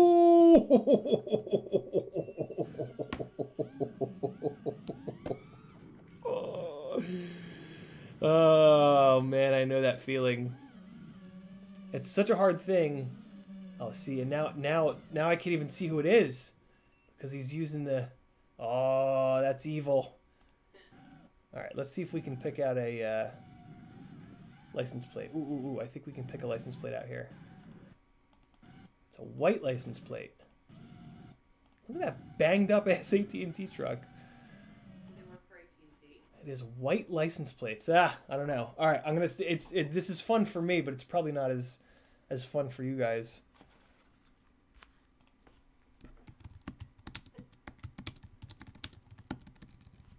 Yeah. All right, we got that. What if it was Kristen, just endlessly trolling me? You know what I'm capable of. Yeah. Daniel, I only have one session left. Yeah, I had two for like a minute again. I had two for the longest time. And then I had just the one for a while. And then I had two for like a week and one of them blew up. Yeah, they're getting a little bit more expensive on eBay. Words, guys. Very hard, those words. They're getting a little expensive on eBay, which is super annoying. But I just need to just suck it up and get another one off of eBay. Because if I can have two of them, I won't be tempted to fly. See, what happens is I have two of my glides have session TPU mounts on them. So I'll fly the session until both of those rigs are destroyed. And then I have the other cinema glide rig. And I'll always look out over it. It'll be all right. It'll be fine. And I'll fly it and the crossfire falls out of the sky for no reason. Or I don't even know what happened this morning. It just committed Harry Carey. So I need to get the Hero 7 mount off of the other glide, get another session mount on there, and I'll be good. Even if I don't get a second session. Yeah, that's what I'll do. I'll get the second jib jab and the flip flap first, and we'll be good. Supercell, next time I send you... Okay, cool. Awesome. Yeah, because I'll totally forget. PTFE tubing. Sick. Sessions are 100... Yeah. So, Airbender, how about this? My current session I got from Amazon for $120 with the warranty for $14. I did, Droney Droid. That's why I left the comment, noodle arms in the house. Wait, I forgot to thumbs up it. Yeah, thumbs up it. There we go. Okay, cool. What else are we doing? Things? What time is it? 4:41? Oh, the Acrobrat. We got to do that. I didn't talk about anything. Things down here. All right, first, Cole Hatley, $1.99. Thank you, sir. Opinions on DJI HD FPV system. So, something interesting on that today. I was flying underneath I was flying underneath 2 levels of parking deck, and my glide with a tramp on 600 milliwatts with a... Wait. How is he not able? Oh, okay. So this is not a commentary on DJI. This is a ding on the new receiver module that's got the clear view looking fan on the side. Made by Foxeer. The Foxeer module, whatever that module is. I still had video. It was pretty rough, but I was still able to fly on rapid fire, whereas Wildfire, that's it. Whereas Wildfire went completely static, 100% static for like a few seconds straight that I was able to see, and somebody standing next to me with Wildfire was just like well, here's the thing though. It was Wildfire mounted on his DJI, which is what made me think of DJI. But yeah, it was not using the DJI HD, but yeah, there you go. My thoughts on the DJI FPV system are that it's amazing. I would love if I had the budget and or patience to sell all of my stuff and switch over, but there's not a good solution for micros yet. There's not a lightweight solution for micros yet. So at that point, I've got to keep 2 sets of goggles, which is insane. I got to carry them both out to the field, which is insane. So I will wait until there's a lightweight solution for 200-ish gram all up micros, more than likely to switch over, because the whole like having the module on side of that's such a pain in the ass. Yeah, any excuse to not switch right now I'm gonna take, basically. But yeah, it's better for sure. I mean, like, no questions asked, it's better. I hit a couple scraggly bits today, and every single time that happens now, all I can think is that if I was on the DJI system, I would have seen that, because I would have. I've flown it enough to know that, like, that's the biggest thing for me, is that you can see scraggle. And that's huge because we fly in the winter and everything breaks in the winter. So that's a real advantage. 1407 Zings, I didn't think they made a 1407. They make a 1408 and a 1507, but I don't know if they make a 1407. The 1507s are great. They're just fragile. Because they have 2mm motor shafts and they're heavy. So as soon as you put them onto a rig, that rig becomes pretty heavy. For a cine whoop, they're fantastic. 1408s are a racing motor, in my opinion. When the stator, when there's that much stator height, it really has all of its sensitivity up in the top of the throttle. So when you're going really fast, it's great, but if you slow down, it can lack control, and you can do this thing where you like you can't settle into a nice steady altitude. You'll tend to have your altitude go up and down and up and down and up and down. You can really tell when you're coming down from a dive. You'll like bounce up off the bottom of the dive. A wider stator, a shorter stator reacts quicker, and it makes finding that altitude hold a lot easier in my experience. So there you go. There's my penny for my thoughts on things. Acrobrat, eh? I guess we have to fix this. I'm out of other... Oh, no. The things. I didn't do the things. Down here, there's a link to Patreon. I do Patreon giveaways every Monday. 3 to 5 giveaways every Monday. The way that the Patreon works, there's a $5 tier. That gets you entered into the Tiny Whoop and Toothpick giveaways every Monday. There's a $10 tier for 3-inch micro brushless giveaways, like Acrobrat-ish stuff, 200-ish gram micro stuff. And there's a $20 tier, whatever, for 5-inch part giveaways every Monday. $30 tier gets you into everything. I did this so that if you only have a Tiny Whoop, you can only do that tier and you won't get 5-inch stuff that you can't use.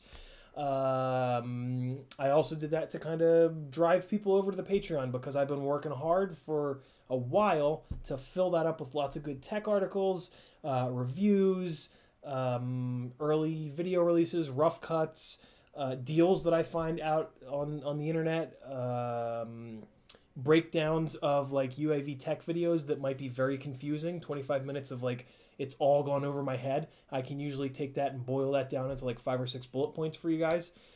So yeah, $3 gets you into the Patreon, so you can get all that fun stuff. And then if you want to get in on the giveaways, that's what the next bunch of tiers are: 5, 10, 20, 30. If you want one-on-one build advice, there's a $50 tier for my effing cell phone number. You can text me, call me, whatever, and we'll get your builds flying good, built good, whatever. I think that's about it, right? Patreon. Oh yeah, $3 a month is the same as 10 cents a day. So there you go. If you got 10 cents a day to spare, you can see all kinds of fun stuff. And if you don't like it, you can just cancel. Mac Eye is asking about Emu Flight. I do not. I was not a fan of Butterflight, so I'm not even going to try Emu Flight. From what I understand, it's basically the same thing as what Butterflight was, which was just beta flight with a little bit of smoothing. I don't know. If you install it and it's magic for you, awesome, run it. I'm not even going to bother. I've got 2 scars on my right hand from Butterflight freaking out and trying to kill me. So never again. And to be honest, now with RPM filters, I don't think there's any reason to run anything other than 4.2 now. Right. Look at this red fishing wire. Man, fancy. So fancy. Acrobrat builds... Oh, no, more things. Bullet points. Be a good streamer. FPV Therapy is a Facebook group that I have created for all of us who have mental illness issues, to talk to one another about it, to help each other out, and just try to get through the day. I have struggled with mental illness for a long time. I've done a lot of talk therapy. I've been on a 2+ year medical path with a psychiatrist, and it still kicks my ass all the time. I didn't stream last Sunday because of it, very specifically. So yeah, it sucks. 1 in 4 to 1 in 10 people have it. So every single one of you knows someone who has it, and they'll probably never tell you, because that's one of the things that it is so good at doing, is telling you that this is just you, you're weak, you're garbage, and you just shouldn't tell anybody, because it'll be even worse if you tell other people. And it can be. When you try to explain it to people that have no understanding of it, the things that they say are unfortunately very hurtful. Like, they say things that they're trying to help, but unfortunately for us is very hurtful. The most popular one is cheer up. Hey, I'm feeling like total ass. I'm not feeling great. I can't go out and hang out with you today. Oh, just cheer up. Your life's not all that bad. Okay, so if I could just cheer up, I would have 15+ years ago, right? So right off the bat, it's like, okay, that's the most frustrating thing that you could possibly say to me. Life's not that bad, a lot of times, which is what follows cheer up. To us, it is. Like, it really is. Like, that the disease does that. The mental illness does this to you. It makes you think that every single day is the worst day. So it's a real thing. Again, every single one of you guys, I'm going to drop the link in a second. But if you just search Facebook for FPV Therapy, you'll find it. Yeah, it's a real thing. And it's something that ends...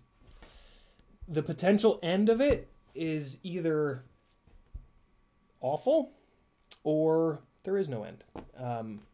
So you either end it or you try to figure out a way to live with it for as long as you possibly can. Lots of subtext there. I'm not going to go any farther than that deep dark hole, but it's a real thing that a lot of people struggle with. And the problem, in my opinion, is that there's just no understanding of it. There's this stigma behind it. Nobody gets it. I've lost a lot of friends because of it, because I try to be as outspoken about it as possible. because that's the only way to fix the main problem with it, right? Is for us to talk about it. But unfortunately, when you talk about it to someone who doesn't understand it and doesn't want to understand it, eventually they just check out. Because when you keep telling that, when they ask you how you're doing and you say, I'm terrible, you do that to them a bunch of times and they're like, well, I don't want to be around you if you're terrible all the time, because they just don't get it. Like, you're just being honest with them. You're not saying terrible, fuck you. You're saying terrible, please help me. So that's that.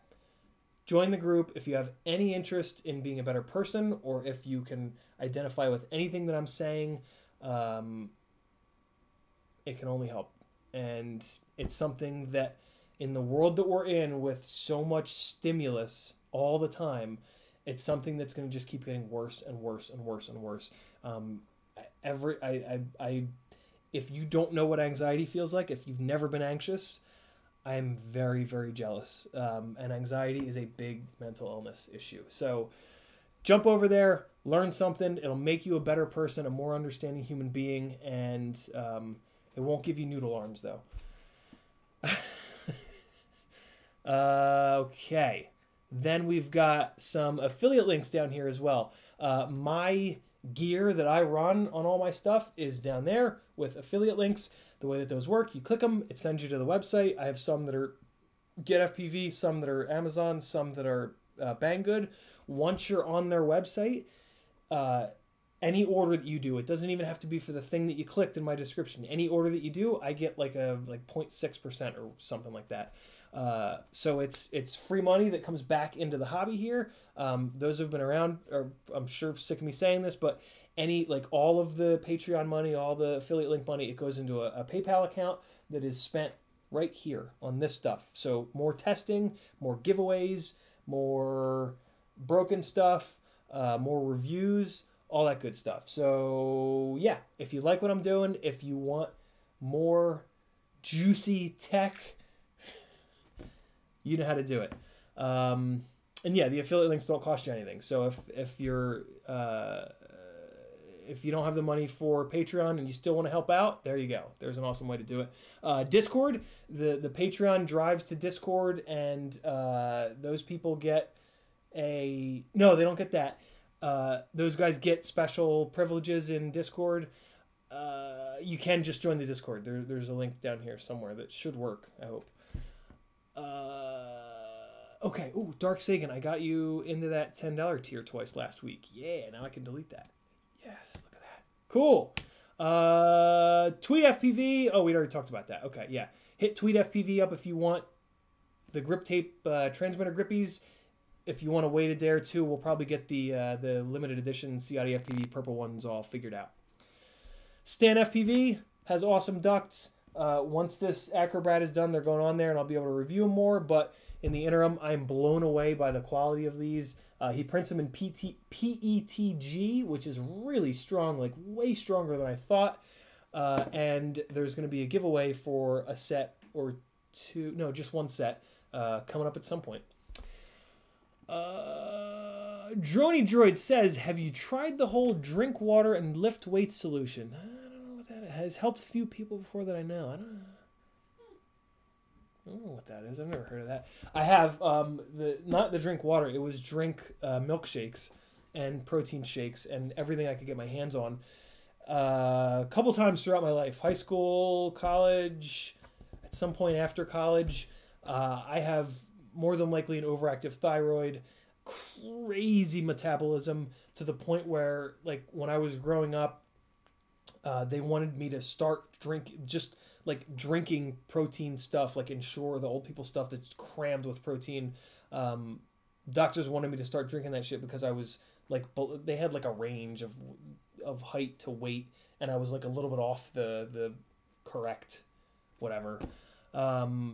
What happens when I work out is my metabolism goes even more nuts, and I literally get tired of eating because I work out and then my metabolism goes crazy, and I'm not even kidding, like every hour on the hour I will have to eat something, and I just get sick of constantly eating. Like, I can't get anything done because I'm just always eating. So I just a long time ago gave up, and you know, if If noodle arms make you uncomfortable, I'm sorry, but it's my life.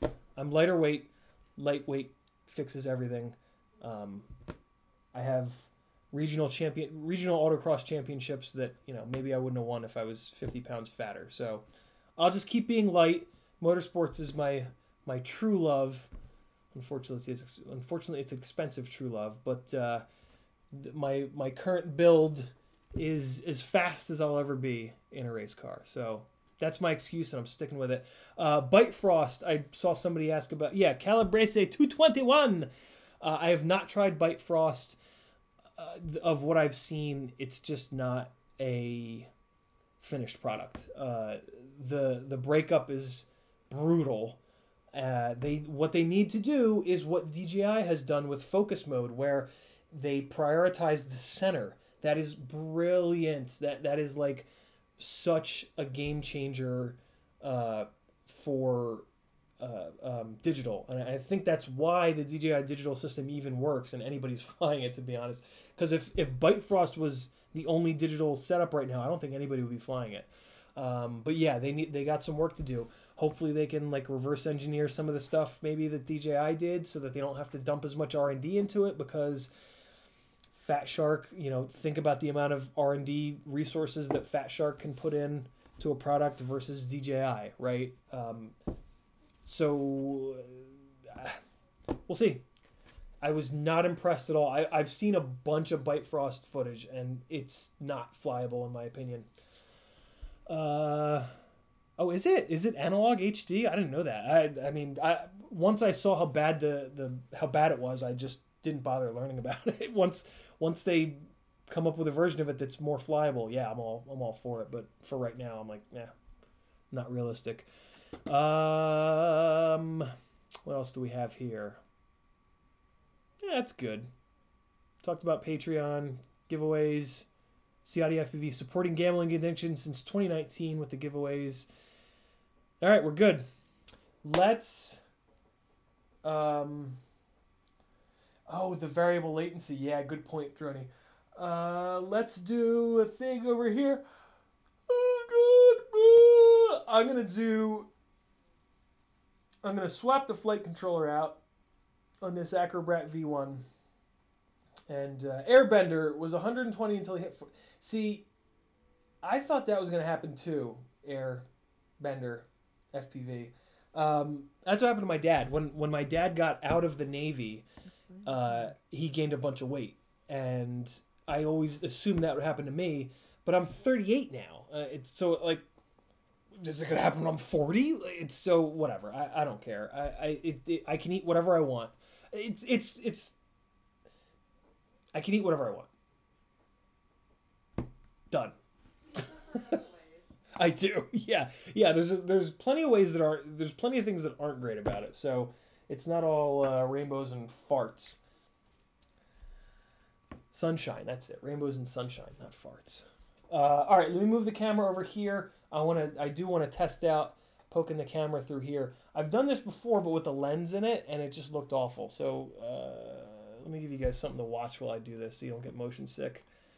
Throw open my hair. What do you guys want to watch? Let's put on... Ooh. I'll give you guys a little sneak peek. A bunch of you have probably already seen this, but I'll give you a sneak peek into the next edit that's coming. I've poured a ton of time into this edit. I taught myself how to use the more fancy...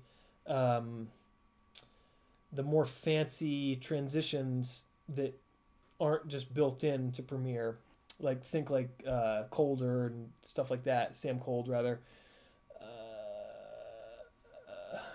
and in doing so, I got a little carried away with this edit, but it's gonna be dope. I really like the song that's in there. That's what got me all amped up too. Here you guys go. I'm gonna move the camera. You guys can suffer through some of my rough cut flying. Here it is.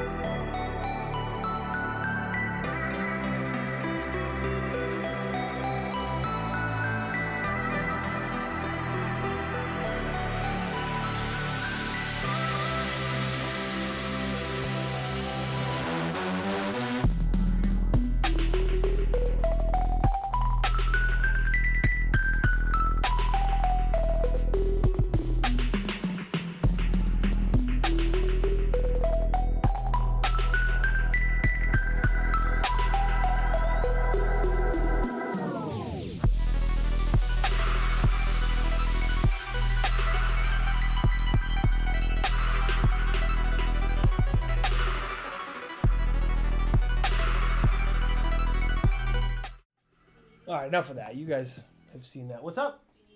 Nah, I'm good. You guys have probably seen that before. Okay, I need to move the mic over. Let's get that done. Wow, this is way better without the lens on it. Holy cow. That is encouraging. Tomorrow night's stream is going to be fire, as the kids say. Oh, for God's sakes, Larry. Get out of here. Don't do that. Don't do that. Okay. Is that even? Even enough. All right. Let me move some stuff around here real quick on the monitor so I can still see you guys. And skinny fat. I'm the skinniest fat of skinniest fats. I probably, the inside of my body is probably that of a 250 pounder. I do not eat healthy. No, that's not true. Okay. I eat healthy. I don't exercise at all, though. I've really got to get the exercise thing straightened out. I am just a big old bucket of yuck. What's up, KTMJ? All right. So I've decided to pull this flight controller out, and I'm going to replace it with thing. I'm going to replace it with the old hobby wing that was in it, which is so annoying because I took that one out. The reason I'm going to do that is the hobby wing is drilled for M2. All right, I got to fix the lighting situation over here. Let's get some more. Let's get some more light going. And then I'm going to go over here and I'm going to tell the Logitech to brighten up a little bit. There we go. Yeah, buddy. And then I'm even going to get it to focus a little bit better. Yeah. Okay, cool. That's better. So yeah, that's annoying that I'm going back. But yeah, so it's drilled M2, so it won't take rubber grommets for soft mounting, but on the Acrobrat V1 frame, not on the V2 frame, it's got the grommets in the actual base plate. So the whole stack becomes soft mounted, which is the perfect situation for a flight controller that doesn't have grommets built into it. So yeah, I'm unfortunately undoing the work that I did to put this one in, but I was putting it in because it was before RPM filters, whatever. Long story that has no real payoff. Okay. Oh yeah, ESK race. Let's go fishing. The Immortal L, Proton to go. So Immortal L is just basically this. This is an RXSR, but this is the same thing that you're going to do with an Immortal L, which is just to make... So I got to get used to where this camera is covering. So you're just making an L out of zip ties. If you're doing it on an alien style frame, like this, you're going to just do it on the back stand. Oh, wait, no, I think I have one. The 100 patron giveaway rig is set up like this. Here it is. Here's the 100. I got to fix this, actually, and get it sent out. This is how to do the actual Immortal L.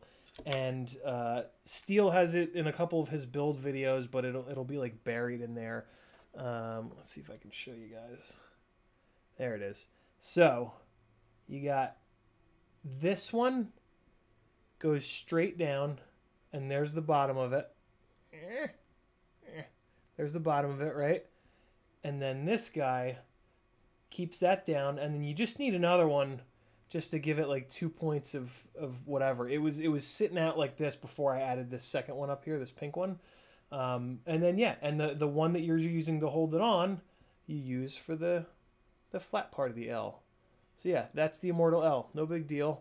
What's cool is this zip tie doesn't want to bend left and right to get in the props. It only wants to bend front and back, right? Because that's the shape of it. you know, right? It's the flat spot makes it so it never really gets in the props. And then this one does the same thing, but it slides right under the props. It never really wants to go up into the props, and it's straight back. So yeah, it just works really, really well. So yeah, that's an Immortal L. And then when you do that, you can also run your video antenna out the back here too. Let me move this back. I think that'll help me. Yeah, there you go. This is arguably the most durable way I've found to mount them. The most durable, I think, is to put them off the front arms like this. Like these two, don't cut these so short. These little zip ties here that hold the wires down, and just run them off here. The problem is when you turn sideways, they can get a little bit obstructed. Having it back here is going to put it up in the air as high as possible when you're just cruising along, right? You know, the ground is like this, and you're cruising along, and it's like the highest point. So you get a little bit better reception with the Immortal Ill. Okay, let's do some work, and then we will shut this mother down, and I will be back tomorrow night for you lovely people. What other questions you guys got? What's going on, Archer? What's going on, FPV Hans?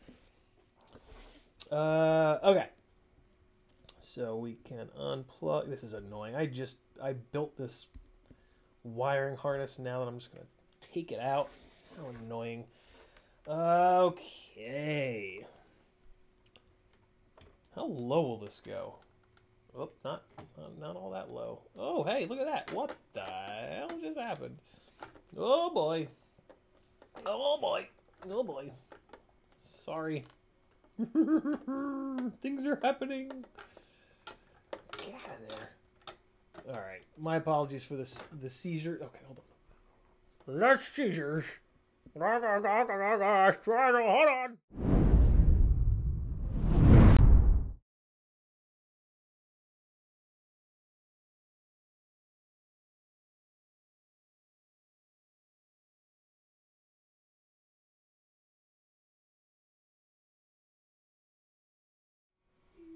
All right, that should be better.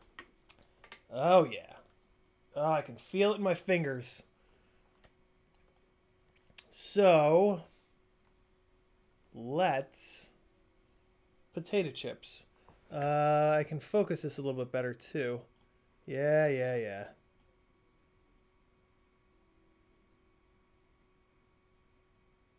All right, now... It's too bright. Back that off a little bit. Why is it... It's acting a little funny. Acting a little funny. That's a little better. Yeah, screw it. Let's just go. Giveaways tomorrow, indeed. Zip tie tie wraps. Yeah, right. Kleenex and tissue. Yeah. Yeah, giveaways for sure. And I might actually ship giveaways out tomorrow. I think I'm backed up by an entire month because I'm the worst. But, yeah. I'm going to try to package tonight and ship tomorrow. But no promises. Because I'm the worst. Sometimes I'm good, though. Sometimes I'm not the worst.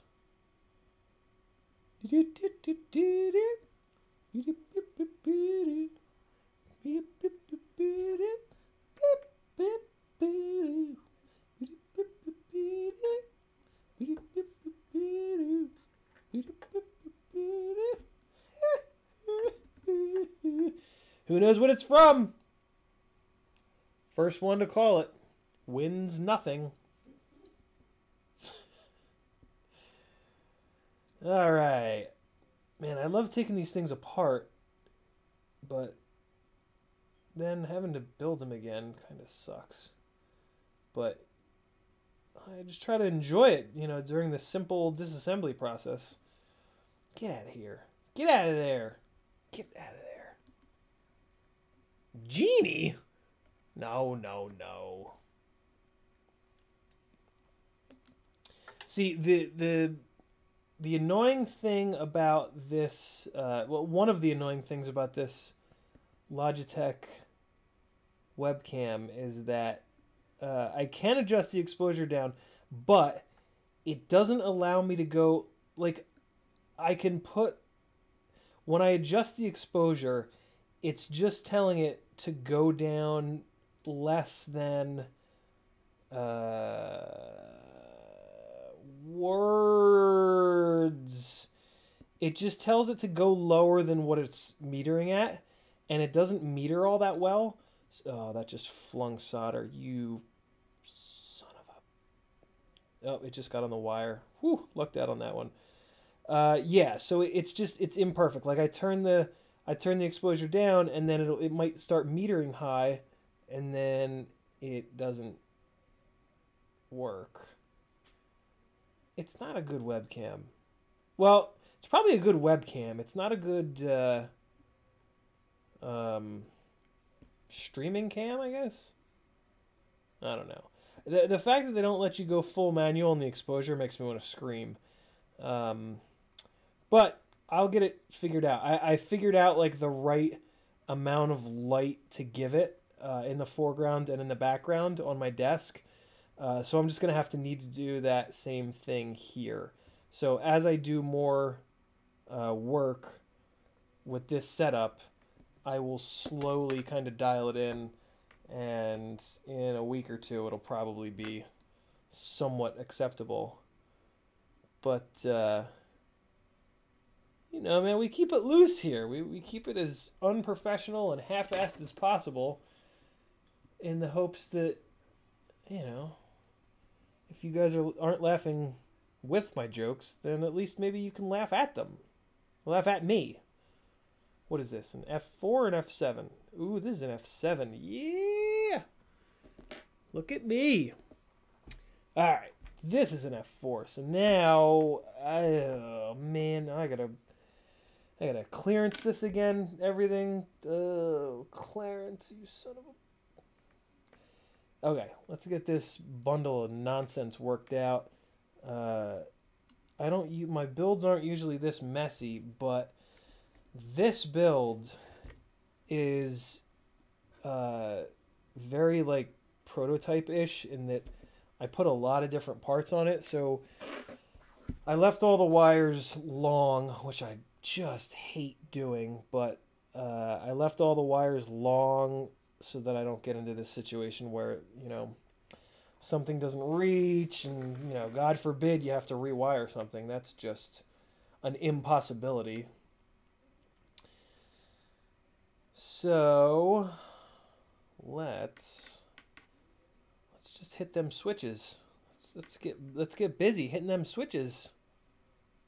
I don't know what that means, guys. Save me from myself. I did notice that one of the green wires was a little janky, so I'm going to just chop a little bit. It's not a bad idea when you're pulling a rig apart like this to do what I just did. Like, so what happens, right, is you solder, your solder joint is nice and pretty, but the strands of wire right behind your solder joint, they take quite the beating in some situations.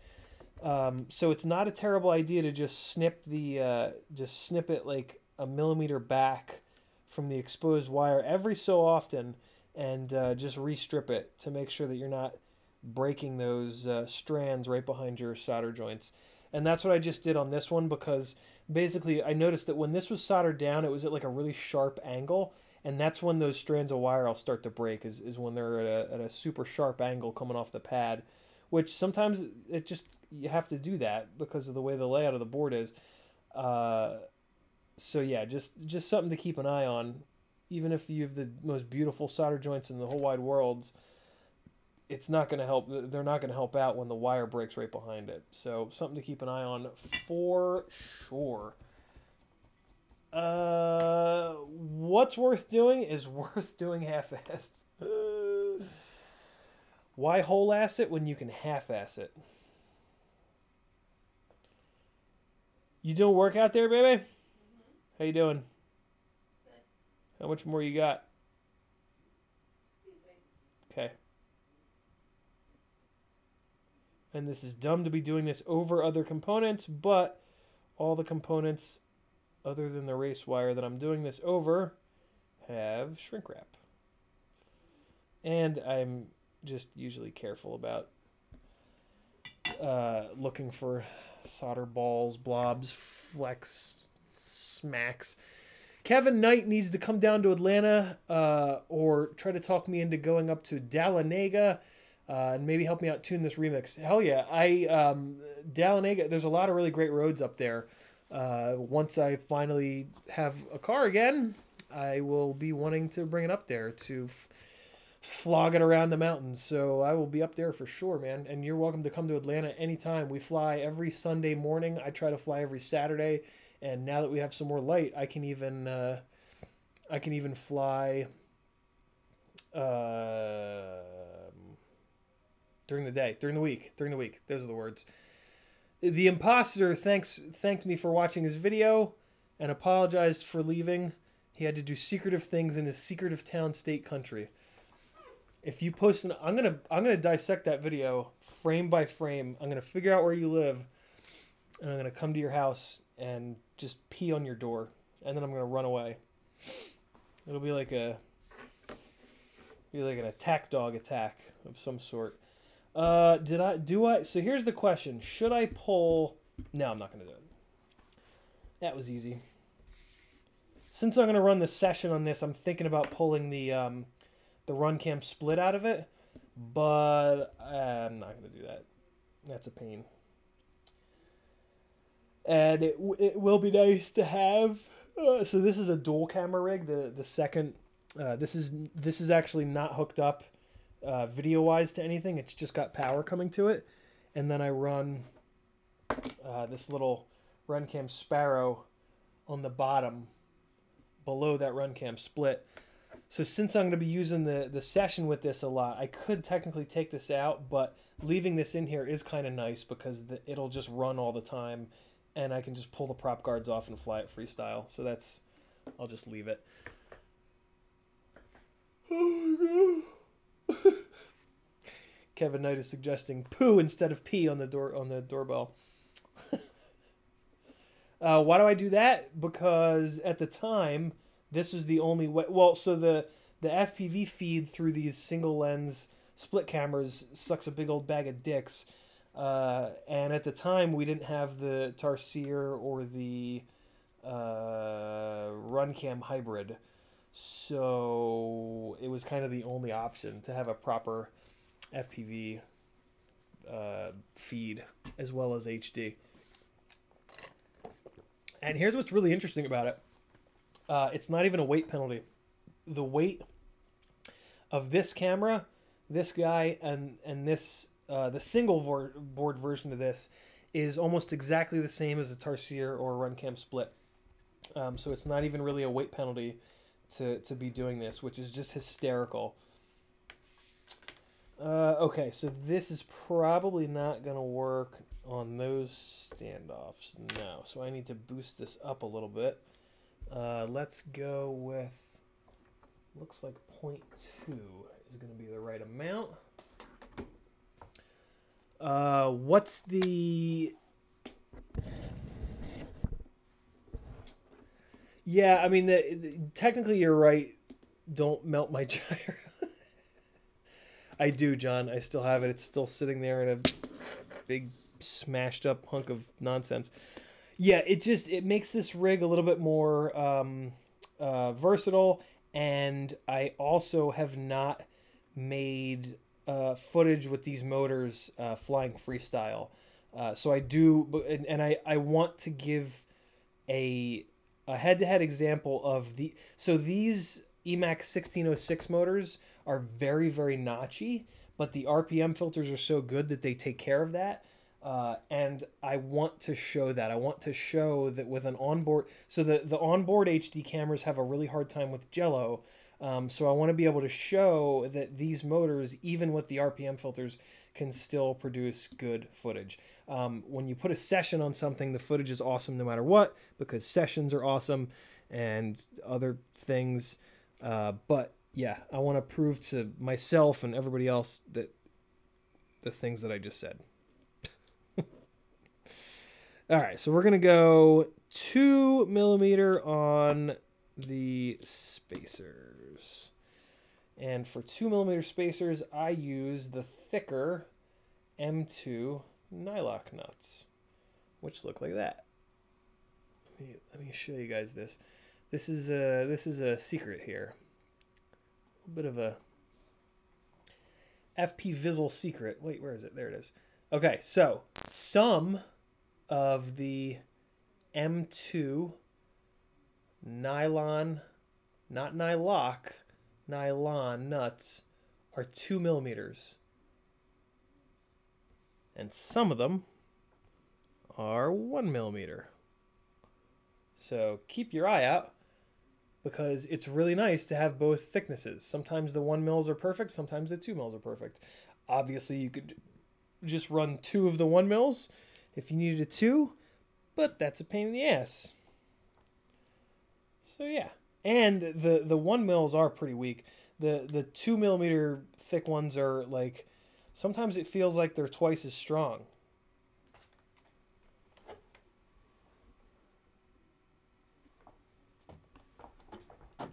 Did that play? That was supposed to be a joke. It's almost like they're twice as strong, guys.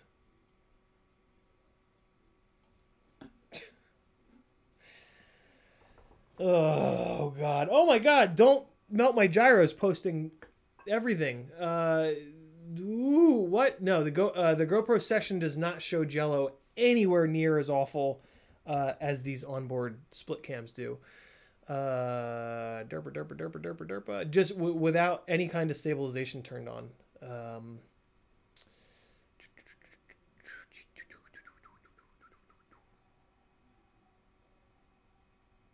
Okay.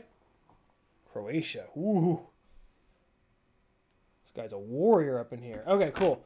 Let's get these going. And oh, this is actually good. Okay. Yeah, I'm glad that I'm doing this. So this in this ESC, I've got rubber grommets, and oh, come on now, don't do that to me. And whenever the ESC is on rubber grommets, I always try to put something threaded on top of it to kind of like lock it down a little bit. And that's what I'm going to do here. Oh, for Christ's sakes, Larry. All right, now we're fine. Now we're good. Everything's cool. Everything's cool. Nobody panic. Oh! I got the tool for this now. I do. Where is it? Did I lose it? It's gone. This is total BS. Here it is. Look at this fancy stuff. Oh, yeah.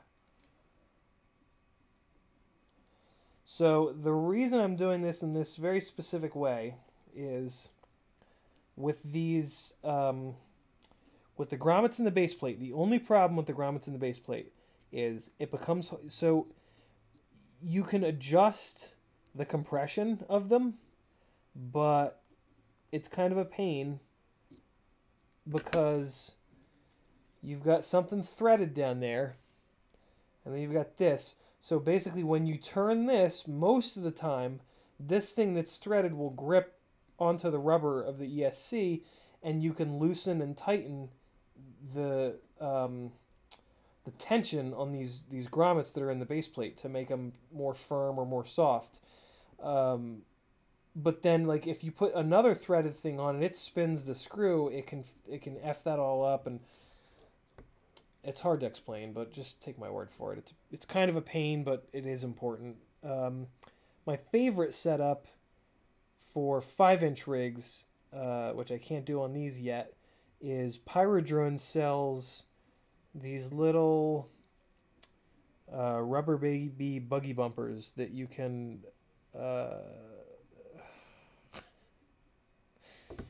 they're not rubber or baby or buggy bunker, but oh Christ. They sell these spacers with threaded tops, and so what you can do is run a shorter screw up through the bottom and then put the spacer where I'm putting these things, and then the threads go up. So you kind of like isolate the bottom one. I'll show you guys at some point. It's the way my glides are all built. So if you're really curious, you can just look that up. Right. But yeah, that's why I'm keeping a screwdriver on these bottom guys now, because if I don't, they'll want to start spinning sometimes. Gone forever. Why is this all chewed up? What's happening here? What is this? There's a big glob of nonsense. Don't Mount My Gyro is taking a page out of Nobby's book and just retracting all of his comments. Maybe they were racial slurs and he came to his senses. No. I'm sure they weren't. I'd never put that on anybody unless I had proof. Come on, where's another? Here we go. All right, hopefully this is enough. If I need 3mm and I do all this, I'm not going to do the smart thing and test it now. I'm going to go all in, put all of them on there. Nobby, don't let Gyro take your thing, man. Let's see a couple retracted messages from you. So I'm asking myself what frame this is, and it's a V1 Acrobrat frame.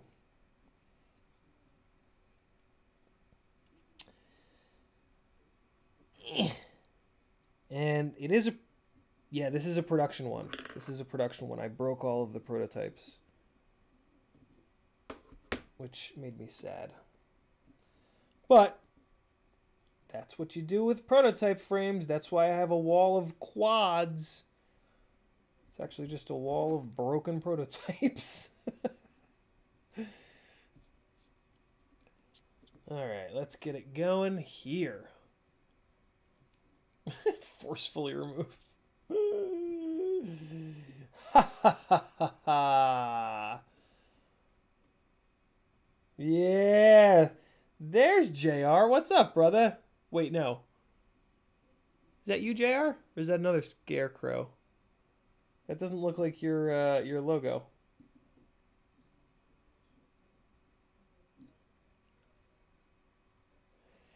JR Pellegrini might be in the house. Maybe not. Oh. Daniel laying the smackdown. Oh my God, Chris E. I've had so many different setups on here to try to find like the right motors and all different electronics, all different cameras. I mean, it's lurking. JR is lurking about with his lurkily eyes. Yeah, this is. I've got hundreds of hours into this. Just yeah. All the hours. I mean, dude, look at this RunCam split board. It's epoxied, for God's sakes. I literally epoxied the components onto this board so that it would be more durable. Okay, let's see if that's enough spacing. All right, well, first, let's figure out what the hell orientation we're going to do, and I already know it's going to be this orientation. So let's see if that's enough, and it is maybe. Oh no, not even close. Wow. I'm going to really need to space this up. That's annoying. Yeah, the bottom is definitely the smooth side. So if that's going backwards, if I flip it, oh no, that's the worst thing I could do is flip it. Okay, yeah, so it has to go this way. So it needs a little more spacing. Let's go with, that's actually fine. I like that these are threaded to keep this ESC under control. Yeah, that's totally fine. I am okay with that. We can delete his comments, but we can never delete his freedom or spirit.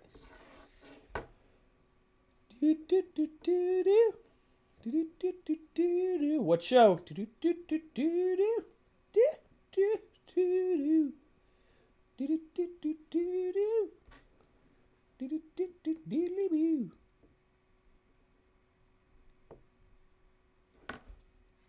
Somebody's got to know it. Come on, you guys have to like good TV with. Come on, get your TV gain on if you don't know what that's from. HDLRC 1407 or 8. The HDLRC 1407 is a little older of a motor, but it is good. It is a good motor. It's very smooth. It's a good choice for a cinema-ish rig. Uh-oh. Uh-oh. Tools are rolling away. Yeah. Good call. Emptied. Yeah, do that for sure, Ciotti. For absolute certain, do that. Yeah, Emteehed. Emteehed. Empty head. The best jokes are always the ones you have to explain. Yeah, the HDLRC motors are the only HDLRC product that I will not mercilessly just torch as hard as I possibly can. They're like really decent. Mainly because I'm sure that HDLRC doesn't make them. They just told one of the current motor manufacturers a bunch of specs and said, or just said, make us a motor. So yeah, don't let the fact that HDLRC motors are decent sway you into thinking that anything else that they make is anything other than horrible and should be burned. But I'm definitely not sour. Definitely not sour at all about that. They for sure didn't wrong me over and over and over again. It's definitely not what happened. Hey, okay, good. These are the right ones. All right, so this should take care of us. These are like the slightly thicker 1mm washers that come with RunCam products, which I keep because I think they're basically like 1.5-ish millimeter, whereas the little M2 washers that you get in the kits are a little bit thinner. One more. There we go. Okay, why does that one look so short? Why does that one look so short is the question of the minute. Oh, because the nut isn't even remotely spun down on it. That'll do it. 10 times out of 10. Oh boy. Oh boy. That's better. Okay, that should work. That should work. That guy's tight. Okay, let's see. We need this facing backwards. RunCam 5 orange, same size, less weight. I like that it's less weight. I don't like that there's no warranty option for it.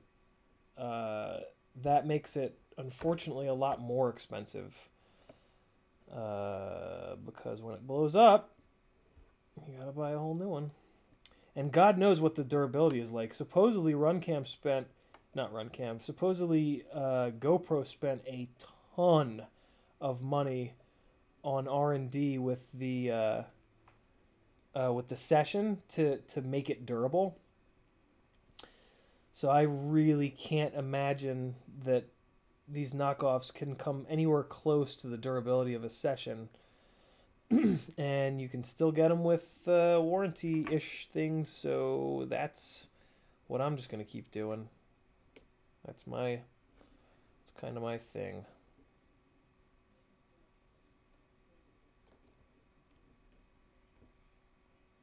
All right, this is starting to annoy me. So yeah, this is the other issue with running the big long bolts up through here with a bunch of soft mounting is that it makes getting the height of these standoffs even a little bit more difficult. Well, no, a lot more difficult, but I digress. That's why all flight controllers should be on grommets. They should all be drilled either M3 or M4 for grommets. Because trying to hard mount this right now is going to be a real pain in the ass.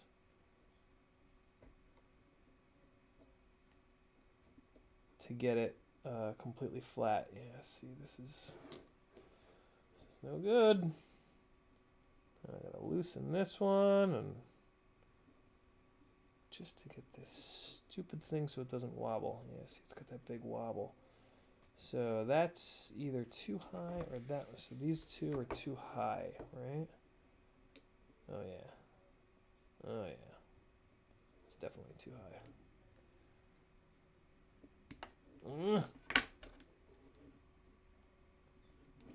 Man, I can't believe all that stuff in the Amazon package was no good. Come on.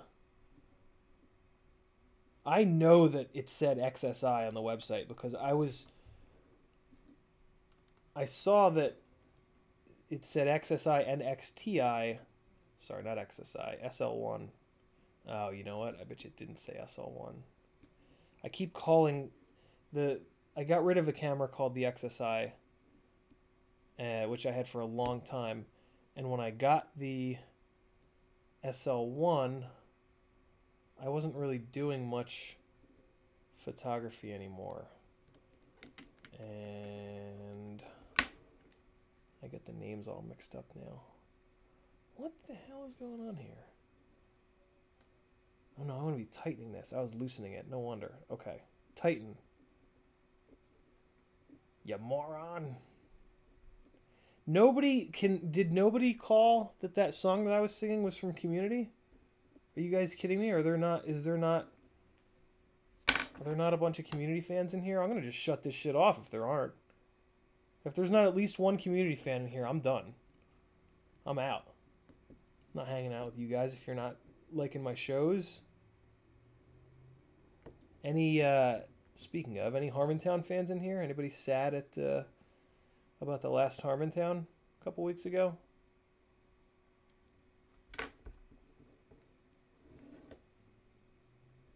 Alright. Now we need to tighten this guy down. Ugh, but it won't do it without spinning the glip glop.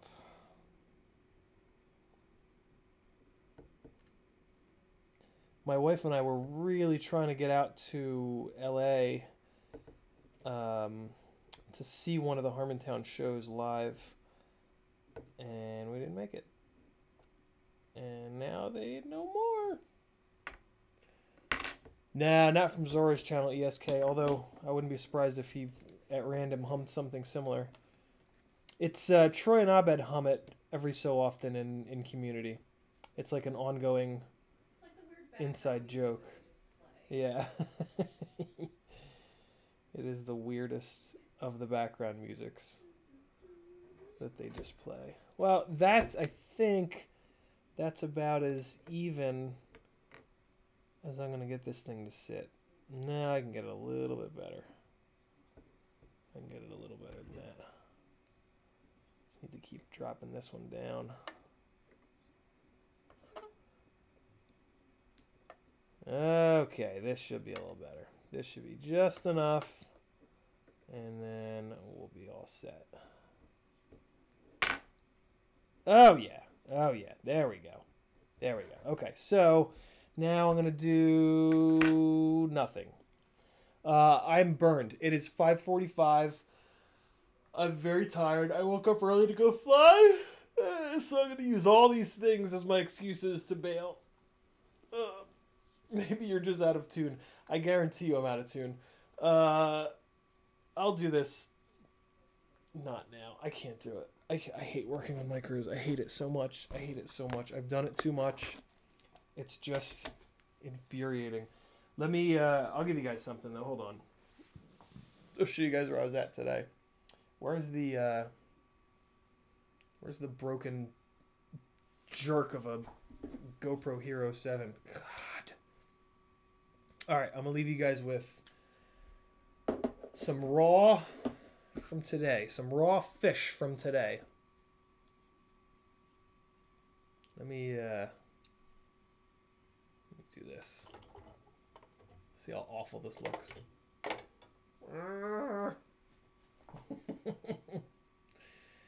Oh man, I changed all the settings too. It looks real bad. That's okay. Okay, here comes a memory card. Oh god. And I'm gonna kick this on. I'm gonna give you guys a battery, maybe 2.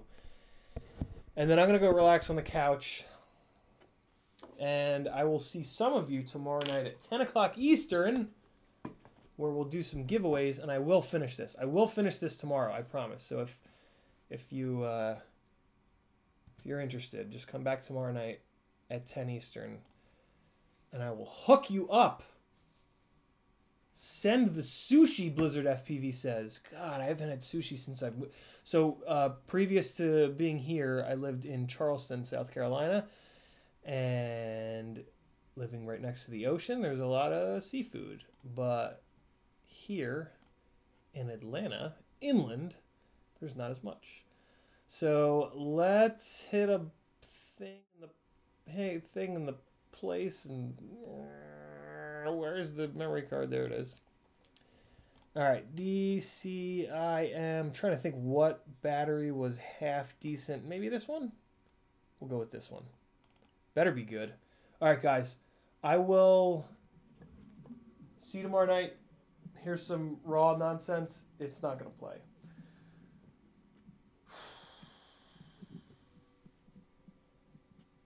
Why are you doing that? What's so difficult that's happening on this? This is actually a good one to play. Hold on, let me copy it to the hard drive. See if that maybe helps a little bit. Yeah, I'll see you guys tomorrow night, 10 o'clock. Ooh, this is copying quick. That's good. Also, I'm close to having the laptop all ready to go. Oh boy, look at that catch. Look at those hands. Come on now. Yeah, I've almost got this all ready to go for to replace my 11-year-old Mac Tower. Oh, and I'm putting these stickers on the transmitter too. Some of those ones on the bottom there, like the circuit boardy ones, I'm gonna try to like run those around all over the place on the transmitter. Should be cool. But all right, this is almost done, and yeah, I'll see you guys tomorrow night, and it'll be fun. And all you EU folks, get some sleep. Thanks for hanging. You guys rule. My name is Aaron Ciotti. If you don't call me Ciotti, I'll kill you. Startup disk is almost full. Great. Good thing I'm getting off this computer. Reflexes of a fox. Come on, 5 seconds. Watch it not play even off the hard drive. Oh, this is going to the solid state hard drive too. It should definitely play. Nope. What did I have it? Oh, I had it on 4K. All right, well, so much for that. I'm out of here. Bye, everybody. See you guys tomorrow at 10. Later.